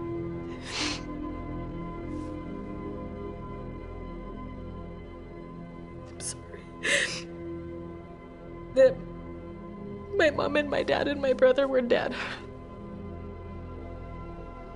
There were nothing I could do or say to make it better for her. 'Cause I love my sister so much, so much. Cherie and Angela choke back tears as they tell police all about the most important people in their lives. My mom and dad were the best parents that I could ever ask for. They were always there, always accepted us for who we were, always stood by our side, no matter what. Lloyd was a tile contractor who was popular in the town. My dad was amazing. Up at 4 in the morning, wouldn't go down till probably 10 o'clock at night every day. Lloyd had been married to Dixie for 34 years. She worked in a nursing home. She didn't even think of that as being a job. It was just who she was. Dixie's selfless, caring manner didn't stop with her work. In 1989, when their daughters were just teens, she and Lloyd took in a baby in need. Stephen was 7 months old when he came into our home as a foster child. He was a shaken baby. His left side of the body was paralyzed. He had cerebral palsy. We were told that he may never walk, talk. I would grab him out of the crib and stick him right next to me in bed, and he would sleep right next to me. I just loved him so much. As he grew, the family's love helped transform Stephen into a strong and happy little boy. Walking, potty training, the developmental milestones, they took a lot longer for him to reach, but he reached every single one of them. Stephen was part of our church, and he was such an absolute joy. He would greet everybody. Everybody in church loved him. He made it a point to talk to everybody. He was quite a young man. Stephen, Lloyd, and Dixie's lives have been cut tragically short. But why would someone murder such a loving family? Police find one possible reason: growing outside. There were several marijuana plants that were being grown. There was a fenced-off area where there was 17 plants growing. These plants were not visible unless you were directly over them. It was a very tight oxygen area that was padlocked. A marijuana crop under lock and key outside the family home piqued detectives' interest. Had they just uncovered an illegal drug operation? My parents had a medical marijuana card for my brother and a grower's license. So they were legally growing medical marijuana for my brother. My brother had 2 brain surgeries to relieve some of the pressure in his brain. And so they prescribed medical marijuana to him to help relieve the headaches he was having. They were pretty debilitating at times. The family had known that Lloyd was growing the marijuana for Stephen, and the family would smoke some of the marijuana. While the marijuana was being grown legally, detectives suspect that it could have attracted the attention of the wrong people. Was this some type of a drug-related incident? Police become even more concerned when Cherie and her husband Jesse relay a story about a few suspicious characters they heard outside their home on the night of the murder. They indicated that they were watching a movie that ended between 1:30 and 2 o'clock in the morning. Their dog started barking, and Jesse got up and walked to the front window. He saw a car that was parked outside. He heard a kid yelling out there. He heard somebody say, "Hurry up, come on." And he was like, "There's somebody out there." And so he went back in and even grabbed a gun. And he got in his truck and he drove his truck toward that car. Coming up, the autopsy reveals an unexpected cause of death. It's not generally your weapon of choice. It's extremely violent, it's brutal. And the town is stunned when the killer is revealed. People were in disbelief. As a pastor, it was hard for me to even fathom.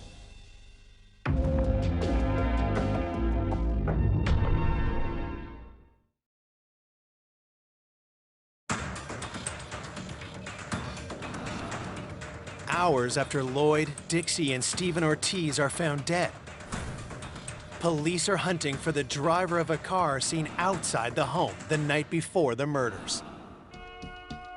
We interviewed Lloyd and Dixie's daughter, Cherie, and she said that her husband, Jesse, saw a car that was parked outside and to the left of the property. He had indicated that the vehicle was a gray car. The dog started barking crazy. My husband, Jesse, he came out and even got in his truck. Cherie tells police Jesse followed the vehicle in his truck. But when detectives interview Jesse, he tells them a completely different story. In Jesse's interview, he had failed to mention that he actually left the house that evening. You never left the house? No.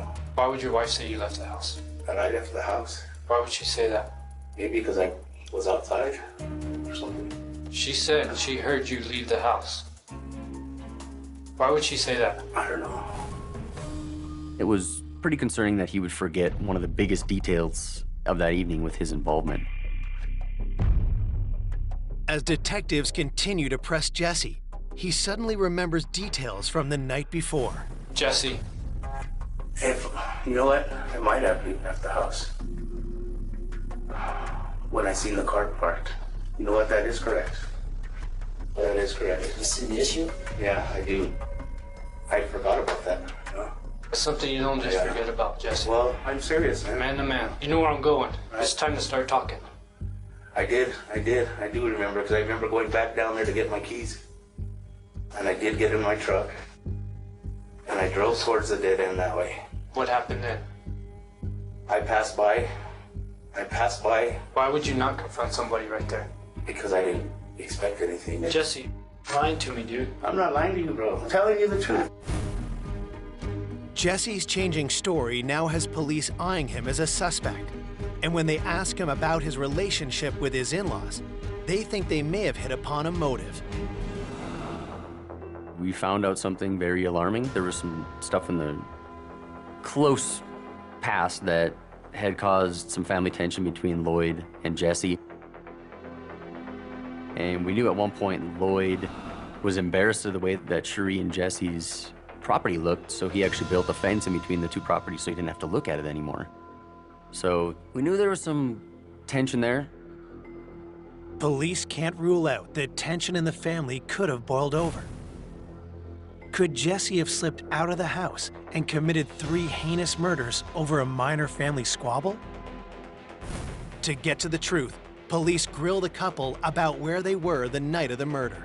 They told us the timeline of where they were. They went to a casino, they were there for X amount of time, drove to their residence, they put in a movie right away. They were able to identify almost minute for minute of what they did that entire day, which is kind of unusual. And when police ask Cherie about finding the bodies, she tearfully gives them a detailed account of the horror that unfolded. And I walked in and I was like, Mom. And then I walked over to her to shake her, and her head was blown. And so I ran to the kitchen to check for my brother and my dad, and I thought it was my dad laying on the floor in his underwear because his face was so blown off. And so I ran home screaming for my husband. And my husband went back and he said, honey, that's Steven in the kitchen. Your dad's dead in the backyard. Cherie's story is plausible, but one thing she can't explain is something she told police when she called 911. They're dead. They have gunshot wounds to the head. They're dead. They've been dead since the 40s. Cherie said that she knew if she would have went over there, she could have saved him that morning, which told me that she had intimate knowledge of when the homicides actually occurred, which pretty concerning. How would she know that?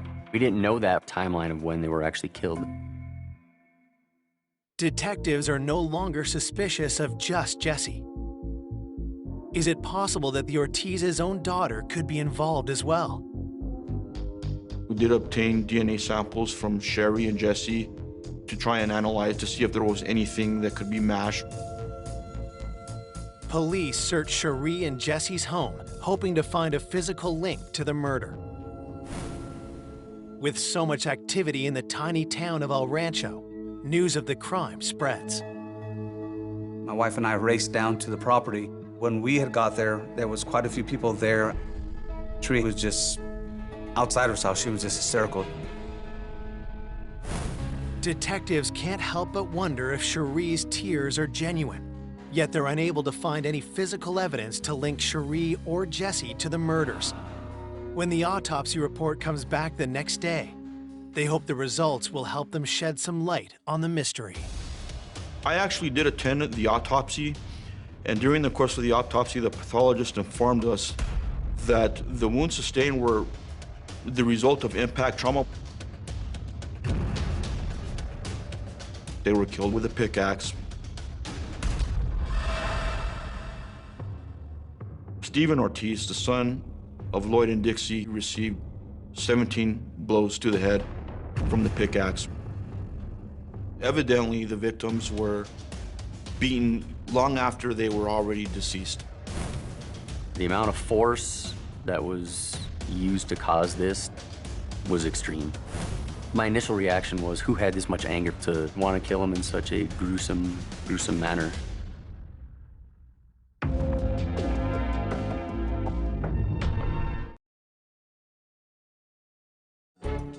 After receiving the autopsy report on a horrific triple homicide in El Rancho, New Mexico, detectives have just discovered that the Ortiz family was killed with a pickaxe. Now that police know what to look for, they quickly set out to find the murder weapon. One of the agents remembers seeing a Maddox-style pickaxe lying in an adjacent field to the west of the residence. So we immediately went to the scene and found our pickaxe, covered in blood. Processed it to the crime scene lab, in Santa Fe and waited for results. There was a lot of hope that there was going to be potential evidence that would link the assailant to the pickaxe.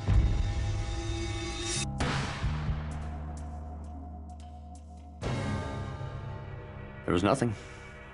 There was nothing there. We got DNA that was identified on the pickaxe from the 3 victims. Nobody else. Still, the murder weapon does tell police something about the killer. It would take a great deal of force to cause that type of injury. Police had to consider whether either of their suspects were strong enough to commit the crime. Jesse was capable. Was Cherie? While police search for answers, the small town of El Rancho is gripped with fear. The whole community was on high alert. This kind of crime is very unusual for that area. All we knew was that there were 3 dead people, people that the community loved, and nobody knew why and how. Police continue to look into the alibis of the main suspects, Cherie Ortiz and her husband Jesse Rios, who said they'd been to a casino that night. Investigators see if their story can be verified. They were seen on surveillance video at a gas station, and then they went to a casino. This supports the couple's claims. Investigators also track what they did the rest of the evening. We were able to pinpoint the length of time that it would take to drive from the casino to their house. The timeline puts them in their home, right next door to the murders, at the time of the crime. But it's not nearly enough evidence to pursue a case. Police hope to utilize the publicity surrounding the murders and make an appeal for tips. Everybody wanted to say who they thought it was, but didn't have any merit behind any of the stuff they were coming forward with. Detectives also combed through their witness interviews and hit on a name they hadn't considered before. Initially, Angela had mentioned that Nicholas Ortiz was a 16-year-old, just a regular kid in the community. Cherie had a son that was Nicholas's age, and they went to school together. Nick Ortiz had a positive relationship with the family. There's no relation, by the way, between Nick Ortiz and the 3 Ortizes who were victim. It's just same last name. Nicholas's family lived right up the road from us, and that's how him and my son had become friends. He was having some troubles at home. Eventually, my sister opened up her home to him, gave him his own room. He would go over next door to Lloyd and Dixie's house. They would give him money. They took him to the flea market. They took him everywhere. So they basically just treated him like he was one of the family. But the transition to family member wasn't all smooth. My husband and I had caught Nicholas going through our drawers. We had just started noticing a little bit of money missing. Things moved. So we started giving him an allowance every week for the chores he was doing as well. Nick's troubles extended to school, too. Nick had come home from school, and he was, you could tell he had been punched in the face and was kind of beat up. I freaked out. Oh my God, who did this to you? He said, I joined a gang with some friends of mine, and I had to let them beat me up. And I was like, okay, so now today we're gonna have the anti-gang talk. And I mean, we did. The family tells police that joining a gang was just one example of the problems Nick brought to their home. One night, my father had asked my son to cut down a plum tree that was dead in his backyard. And when they went out there, Nick was hiding behind some raised flower beds they had in their backyard. And the backyard was a secured area for the 2 little dogs they had, so both gates were locked from the inside. So he had to have jumped the fence to get back there. Nick basically jumped up and kind of went towards him, joking in a joking manner, like to scare him. And Lloyd wasn't impressed by it. He didn't think it was funny. After stealing from the family and joining a gang, this was the final straw for Lloyd. He basically told Nick that he was not welcome at that property ever again. It made us feel on guard and very uncomfortable, and we think it's best that it's time for him to move back home. I then text Nicholas and told him that he could come and pick up all the clothing and furniture that we had purchased for him over that time period, and he could take it home with him. I never really saw him again after that. Could the Ortiz's rejection of Nicholas lead him to kill? Had he murdered Lloyd, Dixie, and Stephen in cold-blooded revenge? The police bring in Nick for questioning. Do you know anything about this case that could help us?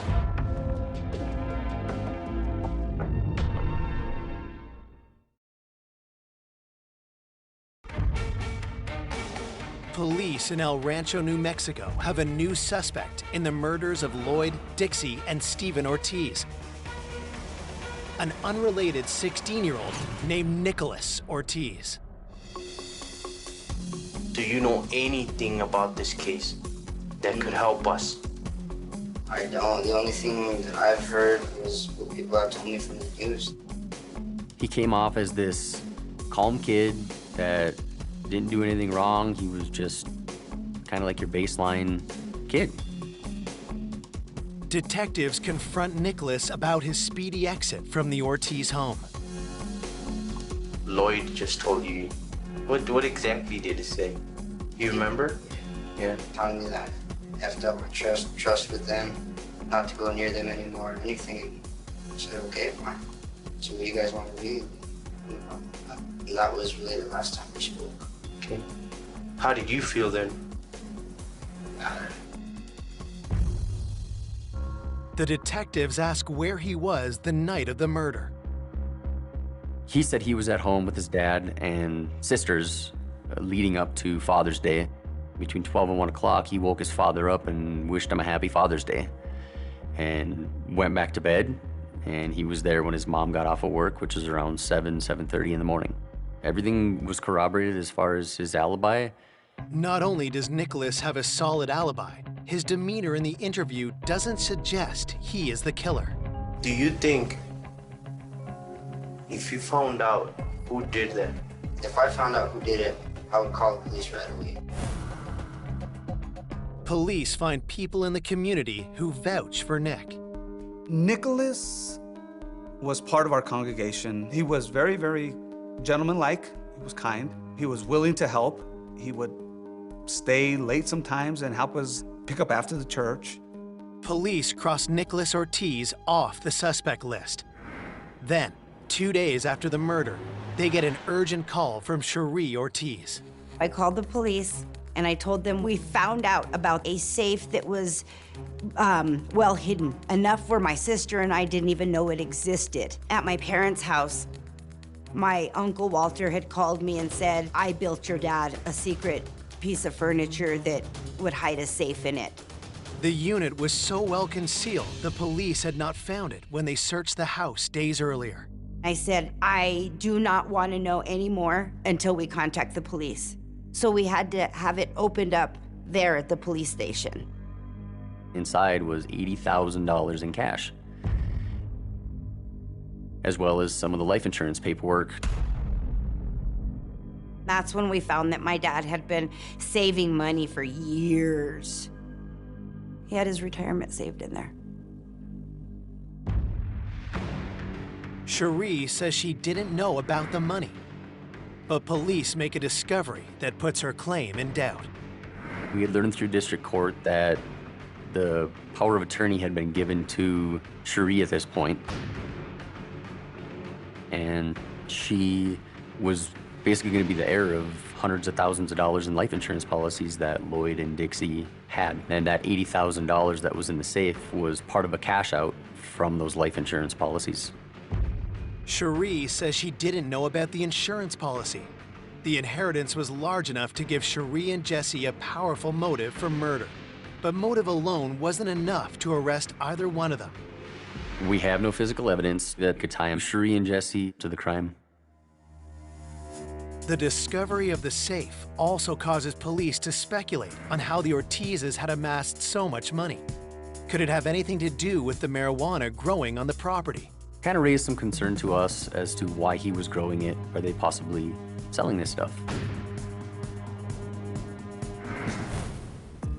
Detectives investigate whether Lloyd was secretly involved in trafficking.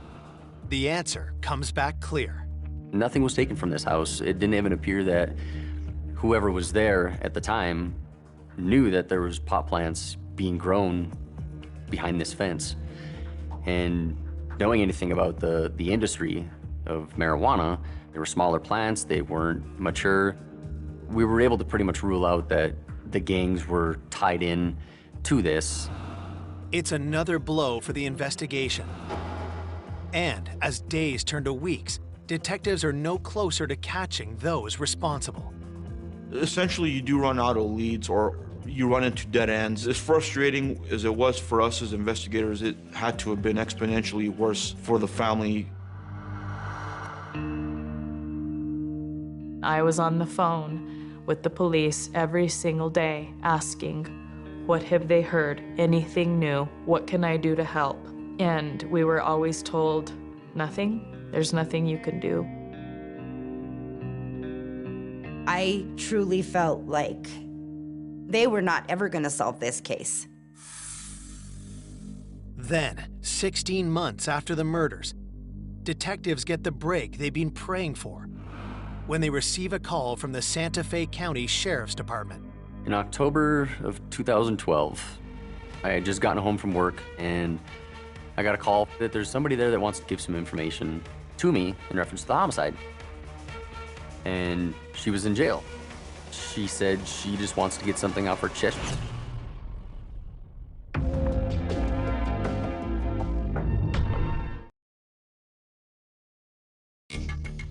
Detectives are hopeful a new tip will finally help solve the murders of Lloyd, Dixie, and Stephen Ortiz.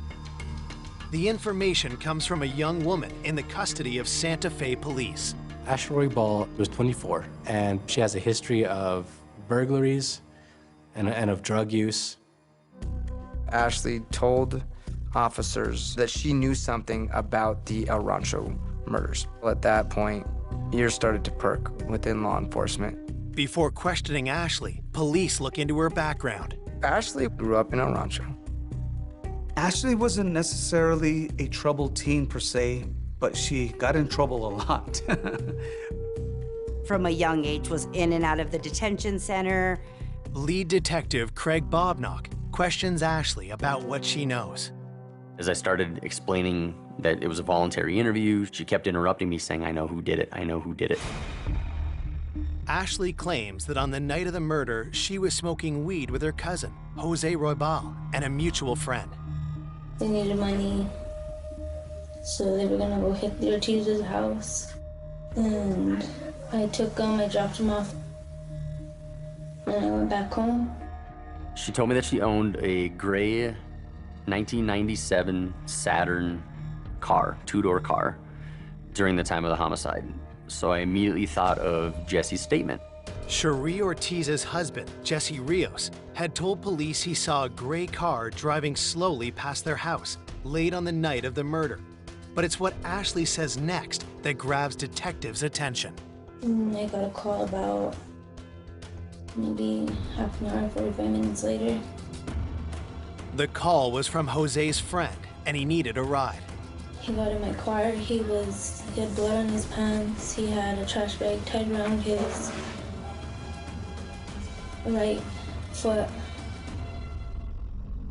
That's when he told me that he killed Stephen, Dixie, and Lloyd.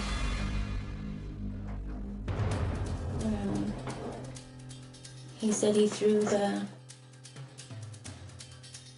pickaxe by the fence. He kept saying he killed him, he messed up, he killed him. Ashley told me that the single person that killed the Ortiz family was Nick Ortiz. Ashley's revelation is explosive. This family took in Nick when he was having trouble at home. He stayed there for upwards of a couple of months, in which he got very close with the family. He would eat there, he would get off the school bus there. It was basically his home, and they took him in. But police need to be sure Ashley's telling the truth. After all, she has a rap sheet, and their suspect has an alibi. The information that Ashley Roybal provided had to have come from somebody who was actually there during the incident. Ashley explains another detail that puts her at the scene. Do they wear gloves? Do they care about fingerprints usually? He had a sock on his hand. He did have a sock on his hand? Mm-hmm. Police are hopeful they can find evidence in Ashley's car, but it's nowhere to be found. It's 18 months later. She had said she had sold it to a tow company. The vehicle ultimately ended up at the shredder. Couldn't find it. Investigators had to find another way to verify her story. I received a lot of the phone logs, and that was my big piece of evidence at this point. Cell phone records show the communication between Nicholas, Ashley, and her cousin Jose peaked around the time of the murders, so investigators immediately bring Nick back in to confront him with the evidence. So I brought Nick in. He's in 100% denial of everything until I bring up the phone records. I'm just gonna show you, these are your texts between you and Jose. You're the orange and he's the white. That's how much you guys texted on Saturday night into Sunday morning. Is it surprising? Well, with all due respect to you guys and all that, I'd really like to just stop talking and go home. Okay. I want another chance at another interview with him, so I didn't want to ruin it. So we ended the interview. Investigators' next move is to haul in Jose for questioning. Since he's a minor, they get permission from his parents to speak to him. He was 15 at the time. He drank a lot. He had problems at home. He didn't have a good reputation. Police talk to Jose, and he opens up. Ashley dropped me and Nick off so we could go rob the house. She left. Nick told me he would go in. He wanted me to go in with him to go kill. And I told him no. I didn't want to. I was scared. He started walking towards the house. When he started walking towards the house, I ran to the river. I got to my house. And then Ashley and Nick show up. Nick is white as a ghost. I knew he had did it. He told me he had did it. He told me he did it.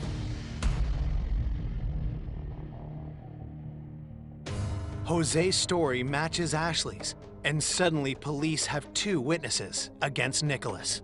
On February 12th, 2015, I got the approval from the district attorney to get an arrest warrant for Nick Ortiz. District court judge signed it and said, go pick him up. Just like before, Nicholas remains uncooperative. So I brought him in a copy of the criminal complaint. There were 5 total charges on the criminal complaint that I gave him. He said, I don't agree with 2 of these charges on here. And there were only 2 charges that were different from murder. So it's an admission to me. I knew I had him at that point. It was him. With Nicholas taken into custody, detectives finally have some news for the Ortiz family. I absolutely was shocked when the police said he had done this. I didn't think I have ever known anybody in my life who could do something like that brutal. I've never met anybody that could hurt people so grossly. It didn't make sense because that was not at all his personality when he lived with us. People were in disbelief. As a pastor, it was hard for me to even fathom the fact that a young man like this could do something so tragic, this gruesome. On June 15th, 2015, Nicholas goes to trial for massacring the Ortiz family. Nick was a minor at the time. Given the fact that this was a heinous triple homicide, the judge did agree with my office that Nicholas should be charged as an adult. When the trial starts, the prosecution is confident of a conviction until an unexpected development jeopardizes the whole case. So in the middle of trial, we received a big surprise in Jose changing his testimony completely.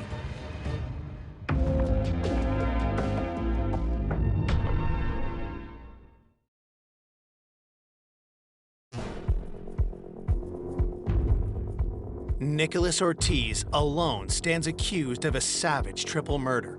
His two former friends are taking plea bargains to testify against him.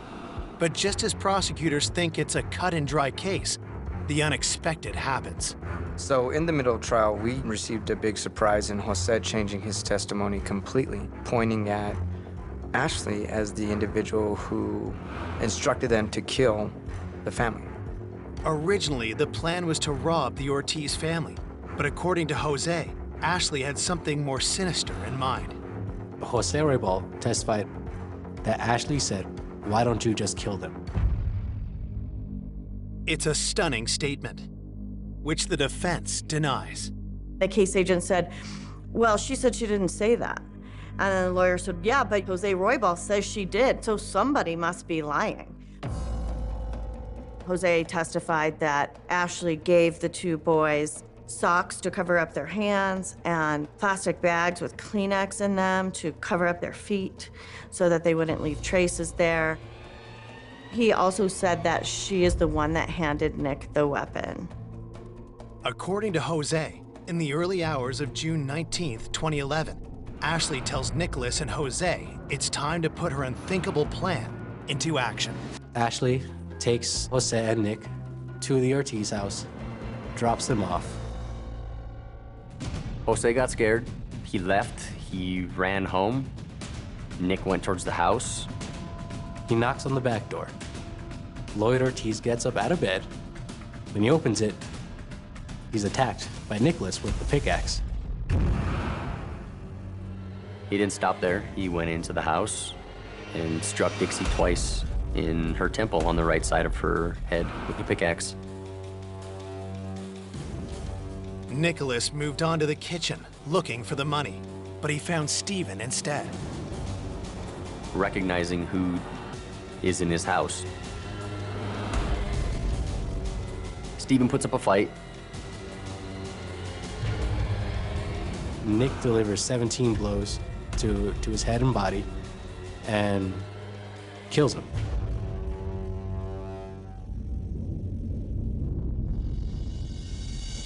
After Nick killed the three Ortizes, he didn't take anything. He got scared, so he just left. He walked out the door and called Ashley. The revelations come as a shock to the victim's family. Every day that we were at that trial, it was devastating because we learned things. I learned things that I didn't know. And I wish I hadn't, because it still haunts me. Nick doesn't say a thing during the entire trial. It's Jose's word against Ashley's. How would their competing testimonies affect the jury? The case was based almost entirely on Ashley and Jose's testimony, and that was a point of contention amongst people up until the sentencing.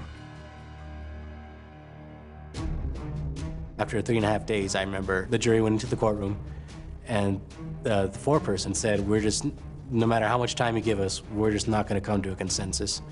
So the judge had no choice but to declare a mistrial.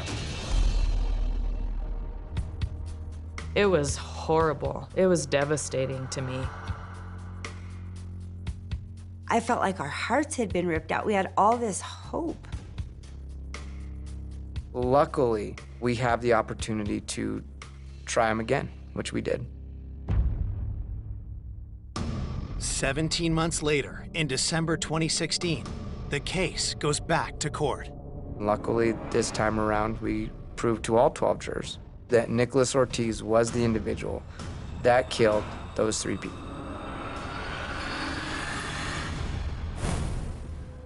On October 28, 2019, Nicholas is sentenced to 25 years in prison. The victory rings hollow for the victim's loved ones. What that felt like to me was each victim, my mom, my dad, and my brother, was only worth 8 years each. That's exactly what that is.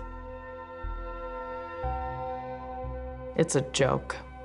That's not justice. He's gonna do probably 12 to 15 years. No way No way. Ashley Roybal received a 20-year sentence. 6 years of that was suspended, so 14 years of incarceration. Jose got full immunity for his testimony. He never got so much as probation. Even though years have passed since the murders, their effects remain. I would say I'm sorry to my parents and my brother. I'm sorry I wasn't there to help you.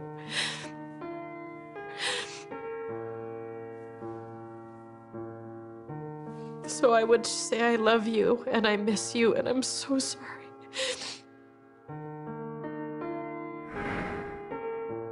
I want them to be remembered through their compassion, their love for children, their love for life, how they lived for us as their daughters, for my brother, and to remind us each day that that's how we should live. For more information on an unexpected killer, go to oxygen.com.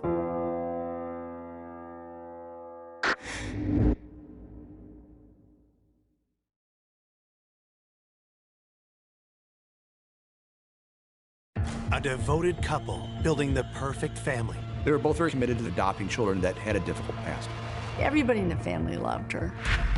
Murdered in a night of unspeakable horror. She saw a man with what appeared to be an axe.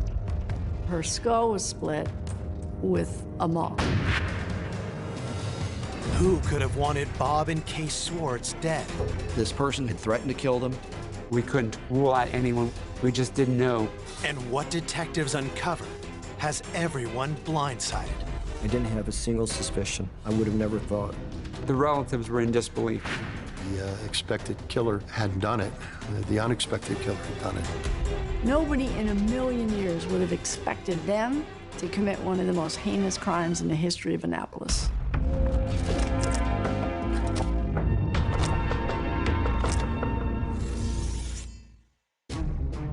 On a cold winter morning in 1984, Armando County Police. Police in Cape St. Clair, Maryland, receive an eerie call. Okay, what is the problem, sir? My parents are dead. You think your parents are dead? Yeah. First responders race to the scene and make a horrific discovery.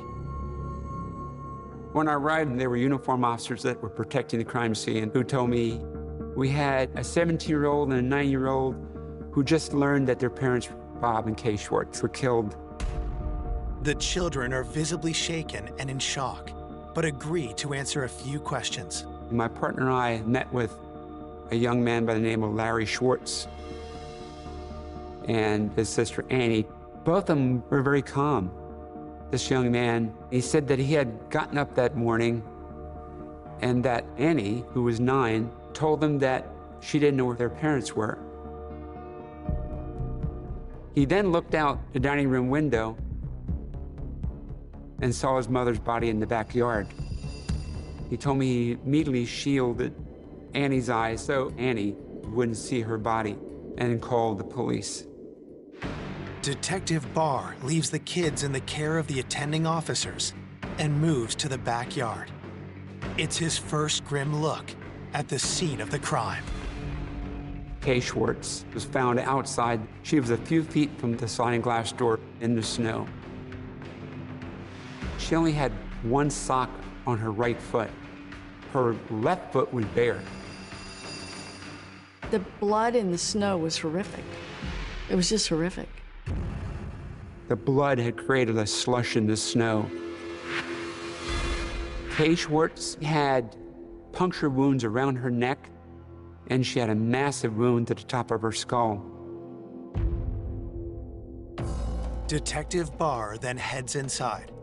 I looked in the basement area, and I found a black vinyl chair that had pooled blood beside it. It appeared as though she had been attacked sitting in that chair, and she bled heavily onto the floor. And there was blood from that chair leading out back. Just when it seems the crime scene can't get any more grisly, detectives discover another ravaged body. We found a small office adjacent to the landing of the stairs. The door was closed. We opened the door, looked inside, and found Bob Schwartz's body. There was an inordinate number of stab wounds to Bob Schwartz. There were defensive wounds in the body. We theorized at that point it was very possible that Kay was attacked first, and then Bob heard the noise and started to come out of the room, giving Kay the opportunity to flee out the back door as the killer or killers went after Bob. As detectives make their way through the rest of the house, they see no signs of forced entry. Did Bob and Kay know their attacker? Or did an intruder sneak in through an unlocked door? As I viewed this crime scene, the enormity was off the chart. There was blood found everywhere. It was extraordinarily gruesome. Investigators collect blood evidence, but there's no sign of a knife or any kind of murder weapon. Then, toward the back of the house, they spot a critical clue. We found a bloody palm print on the sliding glass door near Kay's body. We wanted to figure out who it actually belonged to. Bob obviously never left the computer room. He died where he was attacked. And Kay's body was outside, and neither one of her hands had blood on the palms. That palm print probably belonged to the killer. While concerned neighbors whisk Larry and Annie away, detectives get a chance to talk to some of Bob and Kay's grieving friends who have gathered at the house. When I found out that Bob and Kay had been murdered, I said, "What? You're numb.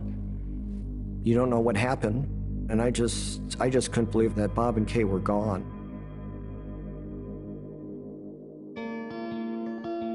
Bob and Kay Schwartz met at the University of Maryland outside Washington, D.C. They were both getting their master's degree in education. They both wanted to be teachers.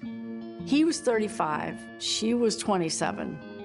She fell in love with him, and maybe 18 months later, they married.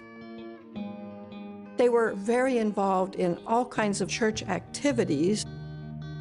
Kay and Bob were intimately involved. Everybody seemed to know them. Everybody felt a connection with them. Bob was an engineer of sorts, worked at NASA Goddard down in Greenbelt, Maryland, in the space program on some level.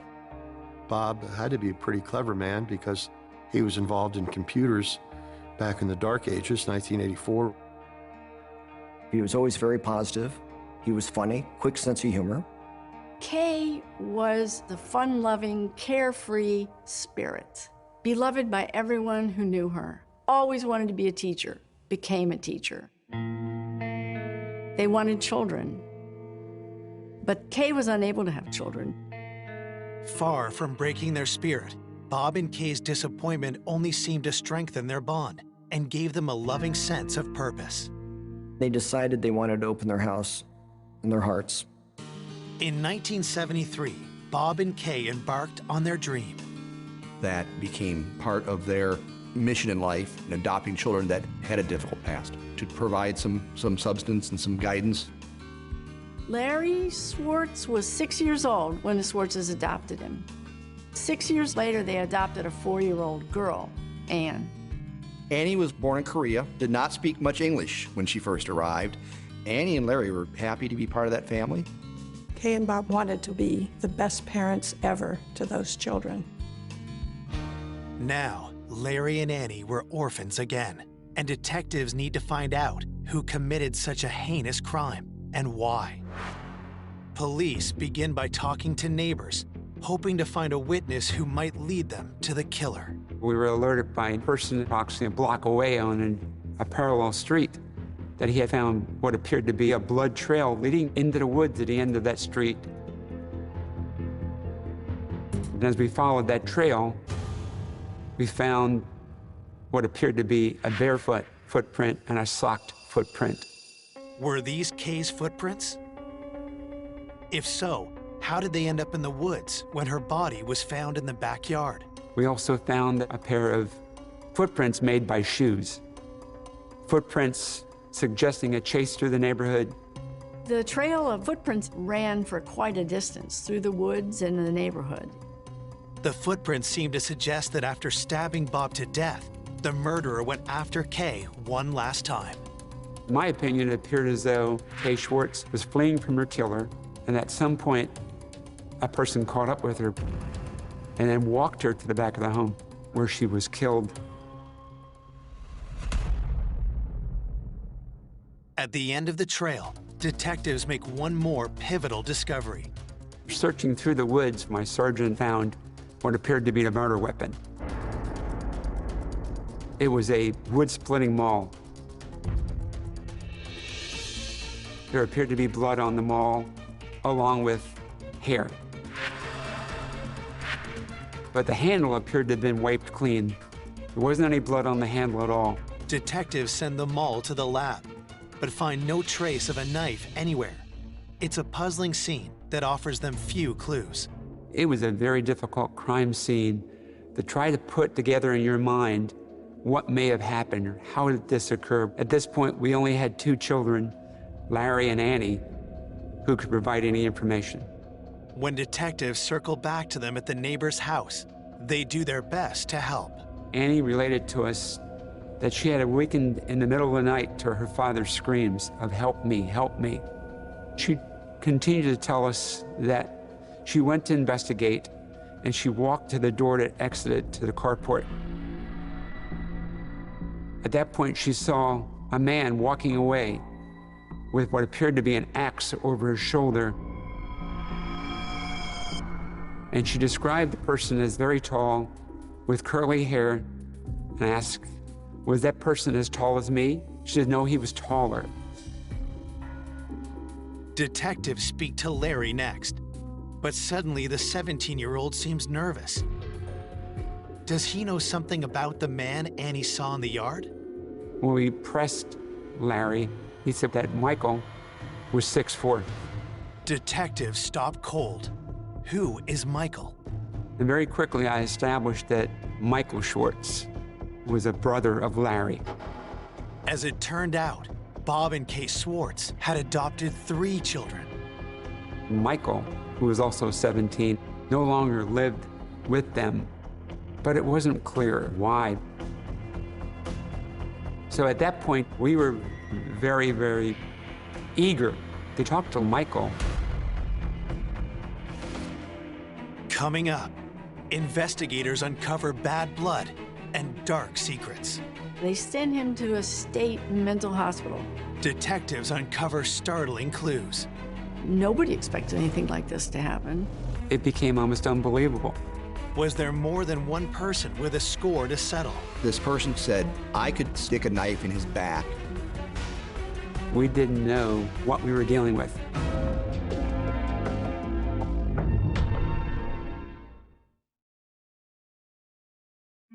When they appear to have no suspects in the homicides of Bob and Kay Schwartz, police learn the couple's adopted children have an estranged brother. Both Annie and Larry related to us that Michael no longer lived with them, but had been getting into a lot of trouble. Detectives are anxious to know more. Could Michael have possibly wanted to harm Bob and Kay?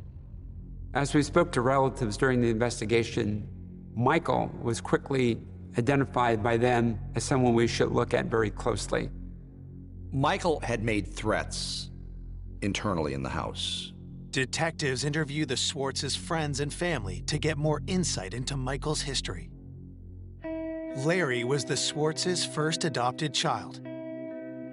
But long before Annie, Bob and Kay provided Larry with a brother.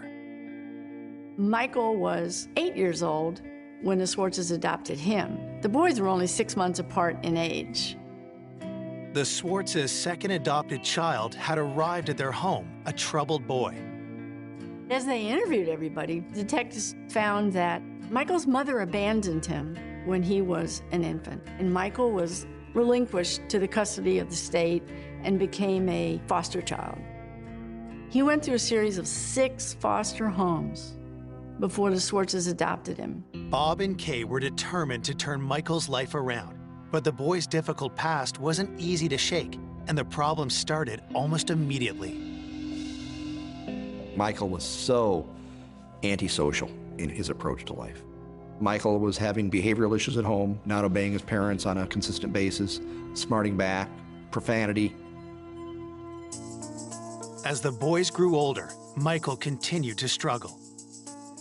But that didn't stop Bob and Kay from having high hopes for both their children.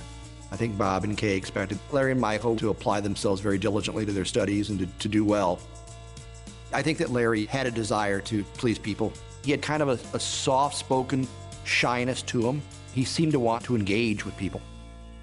But I think Michael was a challenge from the get-go. I think Michael, he had some deviancies that probably would have precluded anybody from having any type of relationship with him on any level. 2 years after Michael was adopted, Bob and Kay found a new ray of hope when they adopted Annie. Annie was cute as a button when she arrived. Everybody loved her. Bob adored Anne. Annie became the apple of her father's eye, and suddenly Annie, the baby, became the favorite child. Everybody in the family loved her. The more attention Bob gave Annie, the harder he was on his 2 boys. Larry seemed to be able to turn the other cheek, but not Michael. Michael had been getting into trouble more increasingly over the last year or so. Michael began to have problems of a fairly serious nature. Tension between he and his father, tension between he and the other family members. By 1980, Michael's rebellious nature pushed his parents to their breaking point. One night, Michael asked to go out, and they said no. So he sneaked out. Went out with his buddies. When he came back home at about midnight, he pounds on the door. His mother comes to the door, looks at him and says, "No, we're not letting you in." He goes over to a neighbor's house, spends the night, goes to school the next day on his own. And while he's there, his parents had called social services, said we can't handle him anymore. After 5 years of struggling with Michael, Bob and Kay were so concerned about his volatile behavior that they asked the state to place him with another family. He never lived at home again. It was just a very difficult situation. Bob and Kay loved him, but they felt there was nothing they could do for him. While Bob and Kay tried to stay focused on Larry and Annie, Michael's state of mind seemed to deteriorate. Michael had been in a reform school, and he got in a fight and got in some trouble, so they sent him to a state mental hospital for evaluation. And that was just a few weeks before the murders. He was staying at this facility. The Crownsville State Hospital Center was terrifying, faceless, institutional, decrepit buildings, straight out of a Stephen King nightmare. Had Bob and Kay's rejection led Michael Swartz to commit a cold-blooded murder? Detective Barr and his partner decide to make the short drive to Crownsville and ask Michael for themselves. He was interrogated by these talented homicide detectives.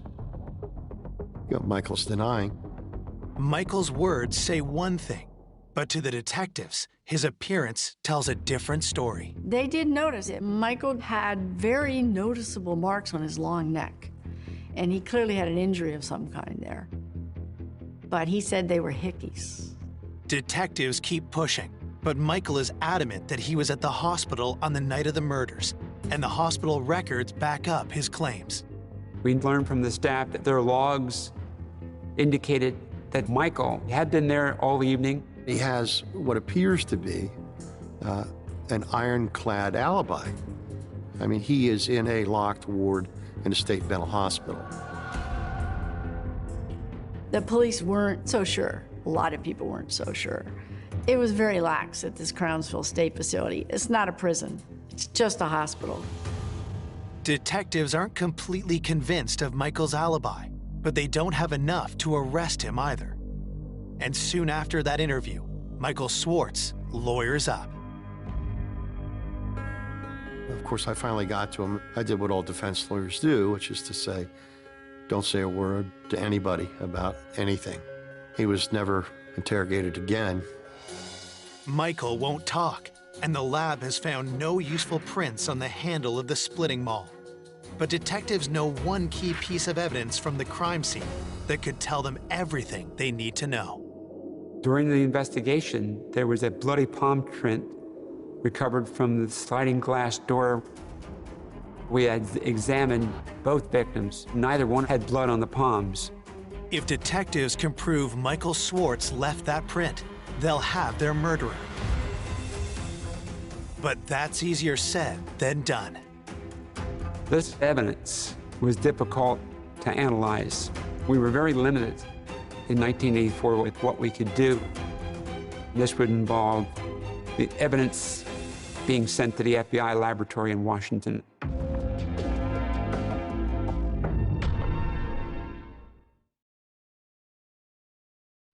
Detectives investigating the savage double murder of Bob and Kay Swartz are hoping one of their most promising pieces of evidence will help them catch the killer. A bloody palm print was lifted and sent to the FBI laboratory for analysis. We knew that it would probably take a long time to get those results. While the feds in Washington do their careful work, the shocking news of the murder spreads. There was a tremendous uproar in the community about this murder. A couple were murdered in their own home. A crazed killer chasing a woman through the neighborhood. There was a lot of pressure to solve the case. That pressure only mounts when detectives receive the coroner's report. It's a grim account of a seemingly psychotic attack. The wounds to Mr. Swartz numbered 17 in total, and in fact were lethal. Both his right and left carotid were severed during the attack. On Kay Swartz, the autopsy showed that she was stabbed 7 times around her neck area, but they were very light wounds, tentative, and then her skull was split with a maul. Detectives still haven't been able to locate the knife used in the attack, but the coroner's report does appear to confirm that they're on the right track. According to the medical examiner, we had the right theory about how this may have occurred. Kay was stabbed in the basement, got up to flee. The killer would have chased Kay Swartz as she ran from the neighborhood and into the woods, then back to the house where she was killed. Is it possible Michael Swartz eluded security at the Crownsville Mental Hospital and committed this crime? If so, detectives need to understand why. I think it's fair to say there was tension in the house. Bob had a bit of a shorter fuse than Kay and had a little bit less willingness to be tolerant of some of the children's shortcomings. Neighbors tell detectives a story they remember from a few years before, when Michael was still living with the Swartzes. Michael got in trouble for some sin, fighting on a school bus, something like that. And his father decided physical labor was what he needed. So he gave him this heavy wood splitting maul and said, take this stump out of the front yard, the dead tree stump. It was massive, a massive thing. There was no way Michael could get it. But he just swung it again and again and again.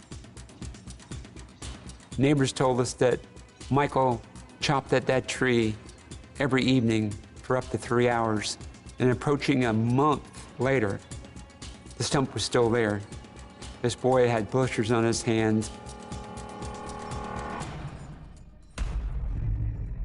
Michael was seething and getting more and more angry. Everybody said Michael had threatened to kill his parents.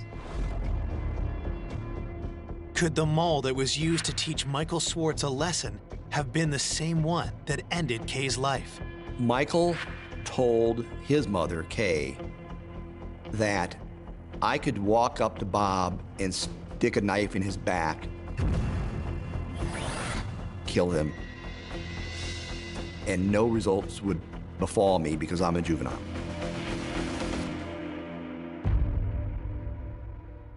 The logical assumption on all of our parts was Michael had made good on his threat. He had said he would do it, and now he's done it.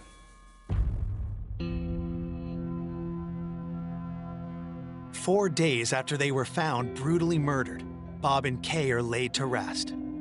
The funeral, I had replays of having moments with them. I always admired them. Like, why would somebody kill them? The couple's obedient children, Larry and Annie Swartz, have been staying with friends of the family, while their brother still resides at Crownsville.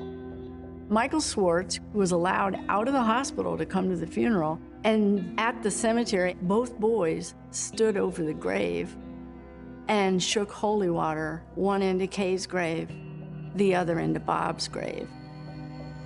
Off to one side, the two detectives on the case stood in their suits with their sunglasses in the cemetery. Everyone gathered around, gave them their support. But most people believed it was Michael who had done it. Many note the suspicious red marks still visible on Michael's neck. Talk spreads through the community. The newspapers were saying that Michael was a suspect.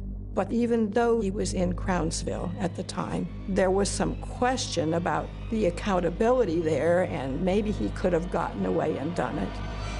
With lingering concerns over Michael's alibi and the security at Crownsville, detectives decide there's only one way to find the truth once and for all. Wanting to make sure that we had crossed every T and dotted every I, my partner and I decided that we were going to follow up and visit that mental hospital again. We wanted to make sure that it was impossible that Michael would never have been able to leave undetected. So we asked the staff to lock us in the ward where Michael was committed. If Michael could have gotten out of that, there was a chance Michael had done it.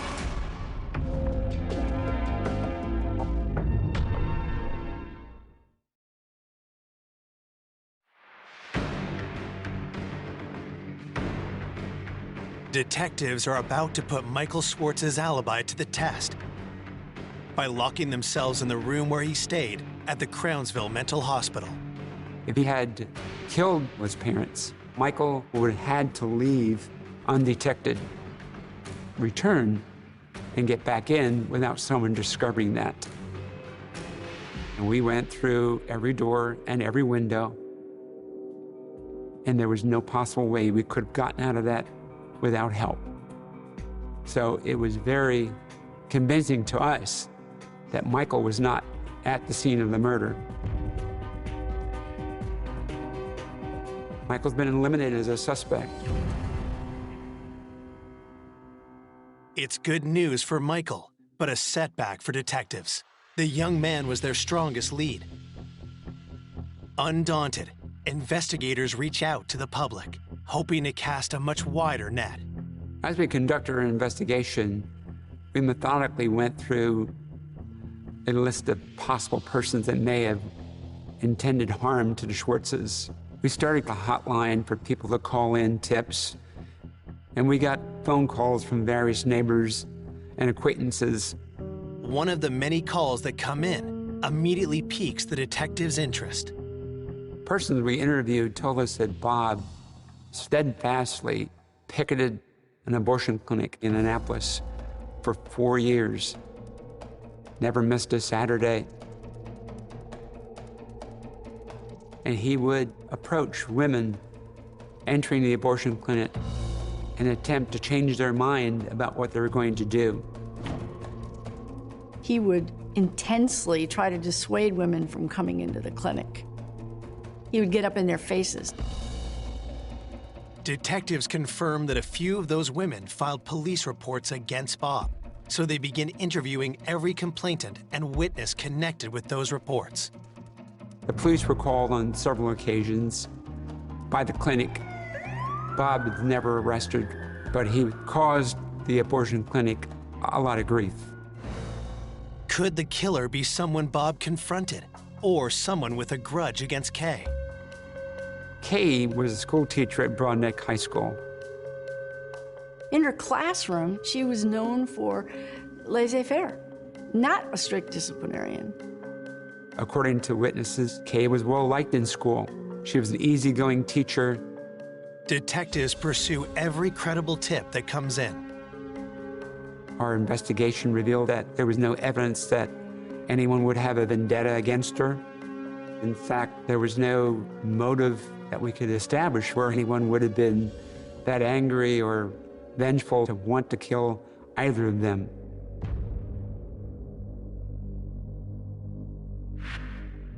"8 days after the brutal double murder, investigators have hit a wall.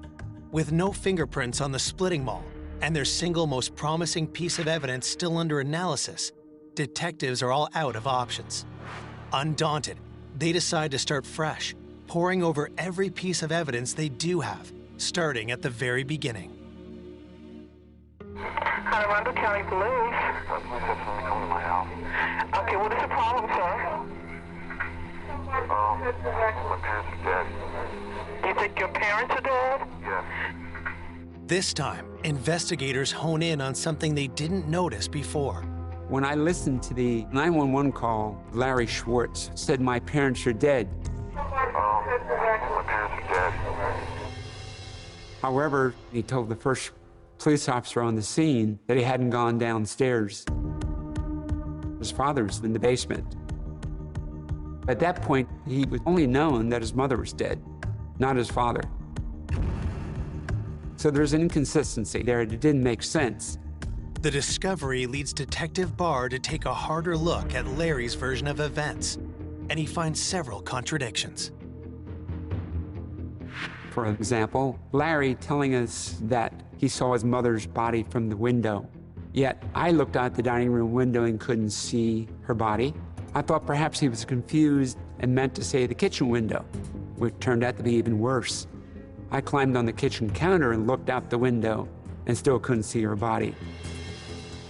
Detective Barr had chalked it up to the extreme shock the boy had suffered that morning. Larry's demeanor wasn't unusual at the time. Various people react differently under stress. He could have very well been in shock, repressing his feelings. I didn't know. Barr wants to give Larry a chance to clear up his story, but that isn't going to happen. Larry had gotten an attorney. The attorney had advised him not to talk to us. At last, word comes in from the FBI. Test results on their key piece of evidence from the crime scene. The bloody palm print on the sliding glass door. The one detectives believed was made by the killer. It came back. Finally, we could find out who it could possibly belong to, what we were dealing with. Coming up, it's a twist that no one saw coming. A chill just went up my spine. It just didn't seem right.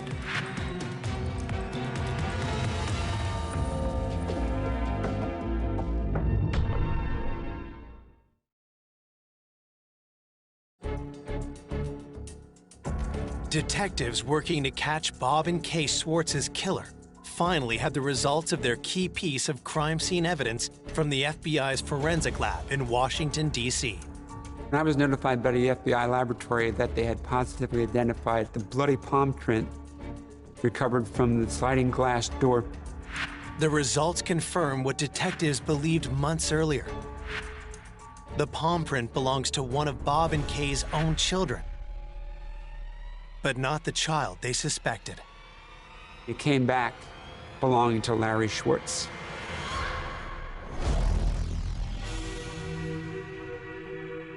At that point, the state's attorney for Anne Arundel County authorized an arrest warrant be obtained for Larry Schwartz. Authorities charged young Schwartz as an adult with 2 counts of first-degree murder. When the news gets out, it causes an uproar in Cape St. Clair. Michael Schwartz was known as the bad kid in the family, not handsome, likable Larry. A chill just went up my spine. It just didn't seem right. I didn't have a single suspicion. It was very difficult to accept that Larry had that type of violence within him. Larry was seen as this model, mild-mannered son. Nobody in a million years would have expected him to commit one of the most heinous crimes in the history of Annapolis. The community was in denial. The majority of them were convinced that Michael Schwartz had done this. There was certainly a lot of speculation about whether we had the right person or not. It was very hard for people to believe that he could have done it. I think that they just felt there was more to this. There was more going on than any of us could understand. Why would a docile youth, beloved by everybody, explode in a rage and stab both his parents? Why? Everybody wanted to know the answer. Authorities want answers too. But Larry, at the direction of the defense team hired by concerned family friends, is not talking and has neither admitted nor denied guilt. So for the next 15 months, while Larry waits it out in jail, detectives spend every waking moment trying to build an airtight case. We lacked a confession. The state's attorney for Anne Arundel County had me reassigned to his office to work exclusively on this case. We had to make sure that we had every piece of evidence we could get to close this case. Without Larry's confession, detectives need to find out what led this soft-spoken boy to such violent extremes. I continued to interview people, collect statements. Investigators soon realized that Michael wasn't the only son who had a hard time at home. I believe that Larry was under tremendous pressure. He was repeatedly chastised for the poor grades. He was restricted from leaving the yard. I think it was more of a protection thing. You're trying to keep him away from the wrong crowd, and I think Larry could have been pulled in many ways. I think they were afraid of that. I believe personally that he was angry. He was frustrated. It was cumulative, that he was holding rage inside him, and whatever may have happened that night set him off. But some speculated that there was another reason why Larry turned on his parents. Michael kept contact with Larry. He changed Larry's view of the family, and in a negative way. He was telling him that they just got rid of me, they want nothing to do with me, you know. Larry, he didn't want to be left like that. He didn't want to go into foster home again. Larry was extremely worried that what happened to Michael would happen to him. Then it changed, where he was afraid he was going to be put out. Despite what may have led to this violent act, 17-year-old Larry Schwartz is about to be tried for first-degree murder. 15 months after the crimes, the prosecutor had witnesses ready to line up, psychiatric witnesses who said Larry was sane, and he knew what he was doing, and he actually planned it. And they had a case to present that showed premeditated, cold-blooded murder. Larry Schwartz looked unconcerned as he arrived this morning from the county jail where he had spent the last 15 months. More than 60 witnesses have been subpoenaed to testify at Larry Schwartz's trial, which is expected to last 2 weeks. I was at the courthouse expecting a trial. There was no trial. Nobody expected anything like this to happen. It was shocking.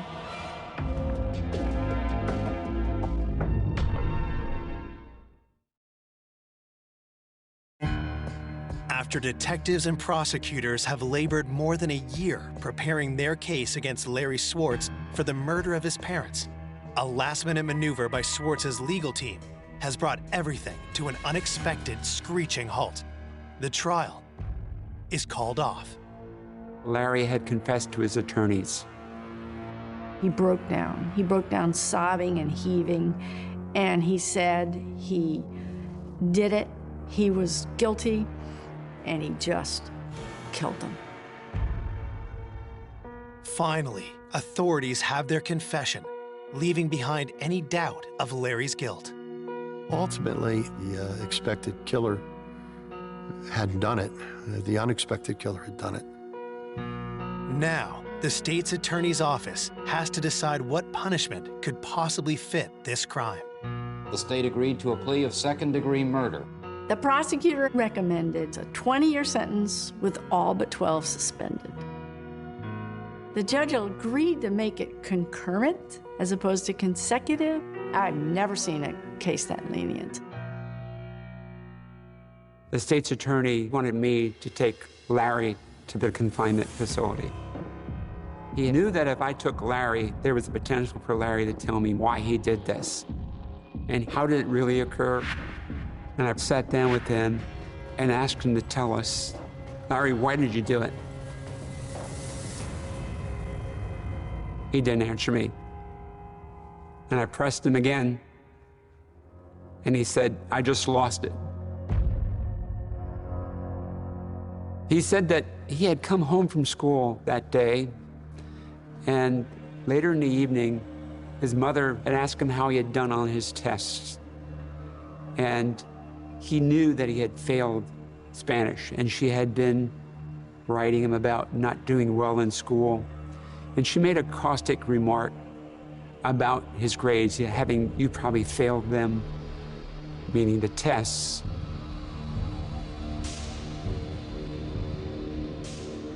So he took a knife and he stabbed her repeatedly about the neck.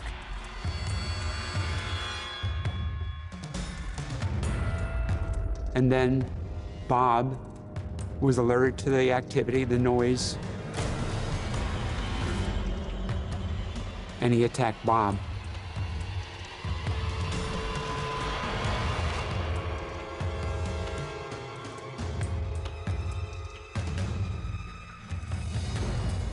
Larry never did explain or admit to chasing Kay through the neighborhood. I found out during the autopsy that she had been stabbed through her esophagus, so perhaps she couldn't scream. With sheer terror, running for her life, Larry did admit to putting the splitting maul into his mother's head.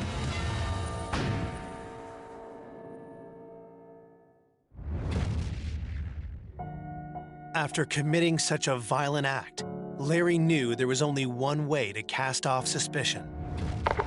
Colorado County Police. We came to the realization that throughout the interview with Larry, he was trying to steer our investigation. He force-fed us information about Michael. The whole time that his brother Michael was a suspect in the killings, Larry played the victim card.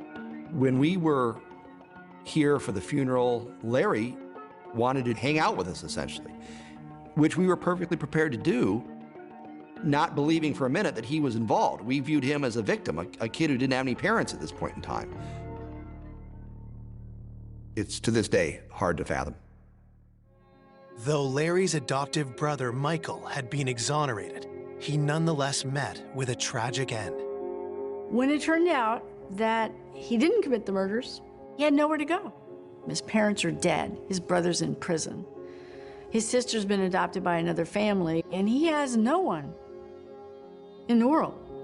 He starts doing drugs, and while he's taking drugs, he and his buddies go rob a man, and in the course of robbing the man, they stabbed him to death.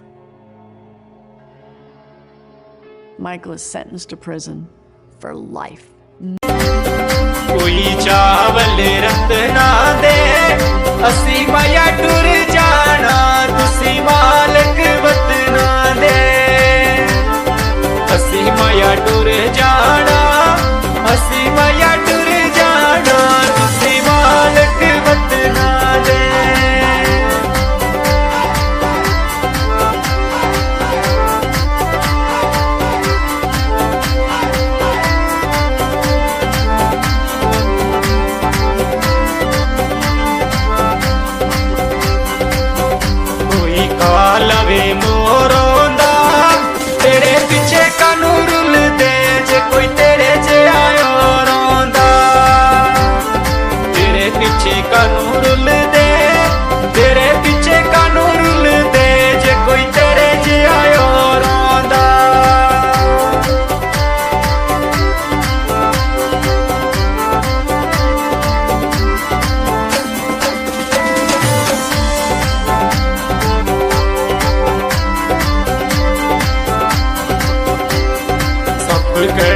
उत्ते जा बैठा आया सी मेहमान जना डोला अखियां वेला बैठा आया सी मेहमान जना आया सी मेहमान जना डोला अखियां वेला बैठा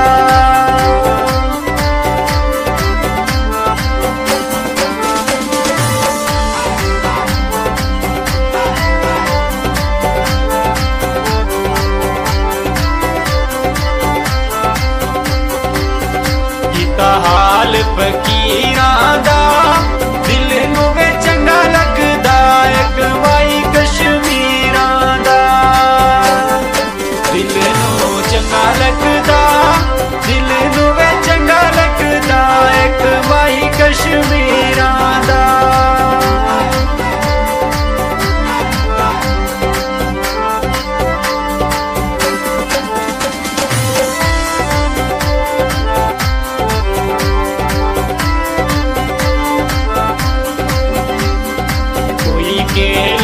सब चिलसा जिंदगी ते मेल चना रही जिंदगी ते फिर मिलसा जिंदगी ते मेल चना जिंदगी ते मेल चना रही जिंदगी ते फिर मिलसा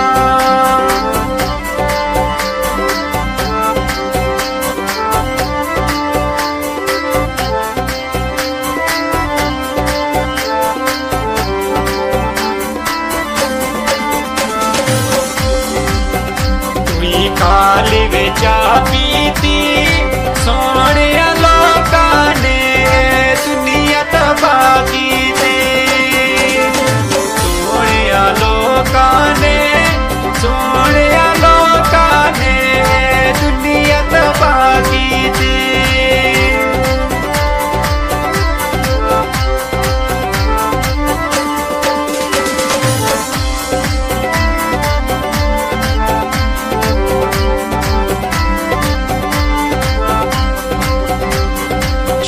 गड्डियां दे काले नी असी हुण टुर चले तुसी रब दे हवाले नी असी हुण टुर चले असी हुण टुर चले तुसी रब दे हवाले नी कोई चावल रत ना दे असी माया टुर जाना तुसी मालक वतना दे असी माया टुर जाना असी माया टुर जाना तुसी मालक वतना दे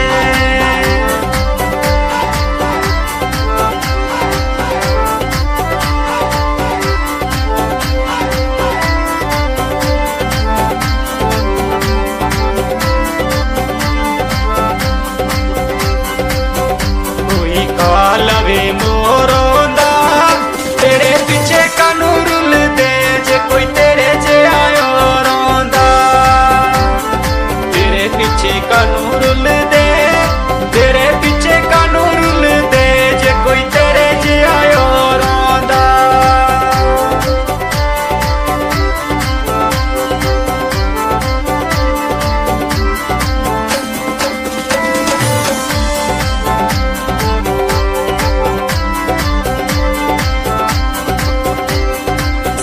कड़े उत्ते जा बैठा आया सी मेहमान जना डोला अखियां वेला बैठा आया सी मेहमान जना आया सी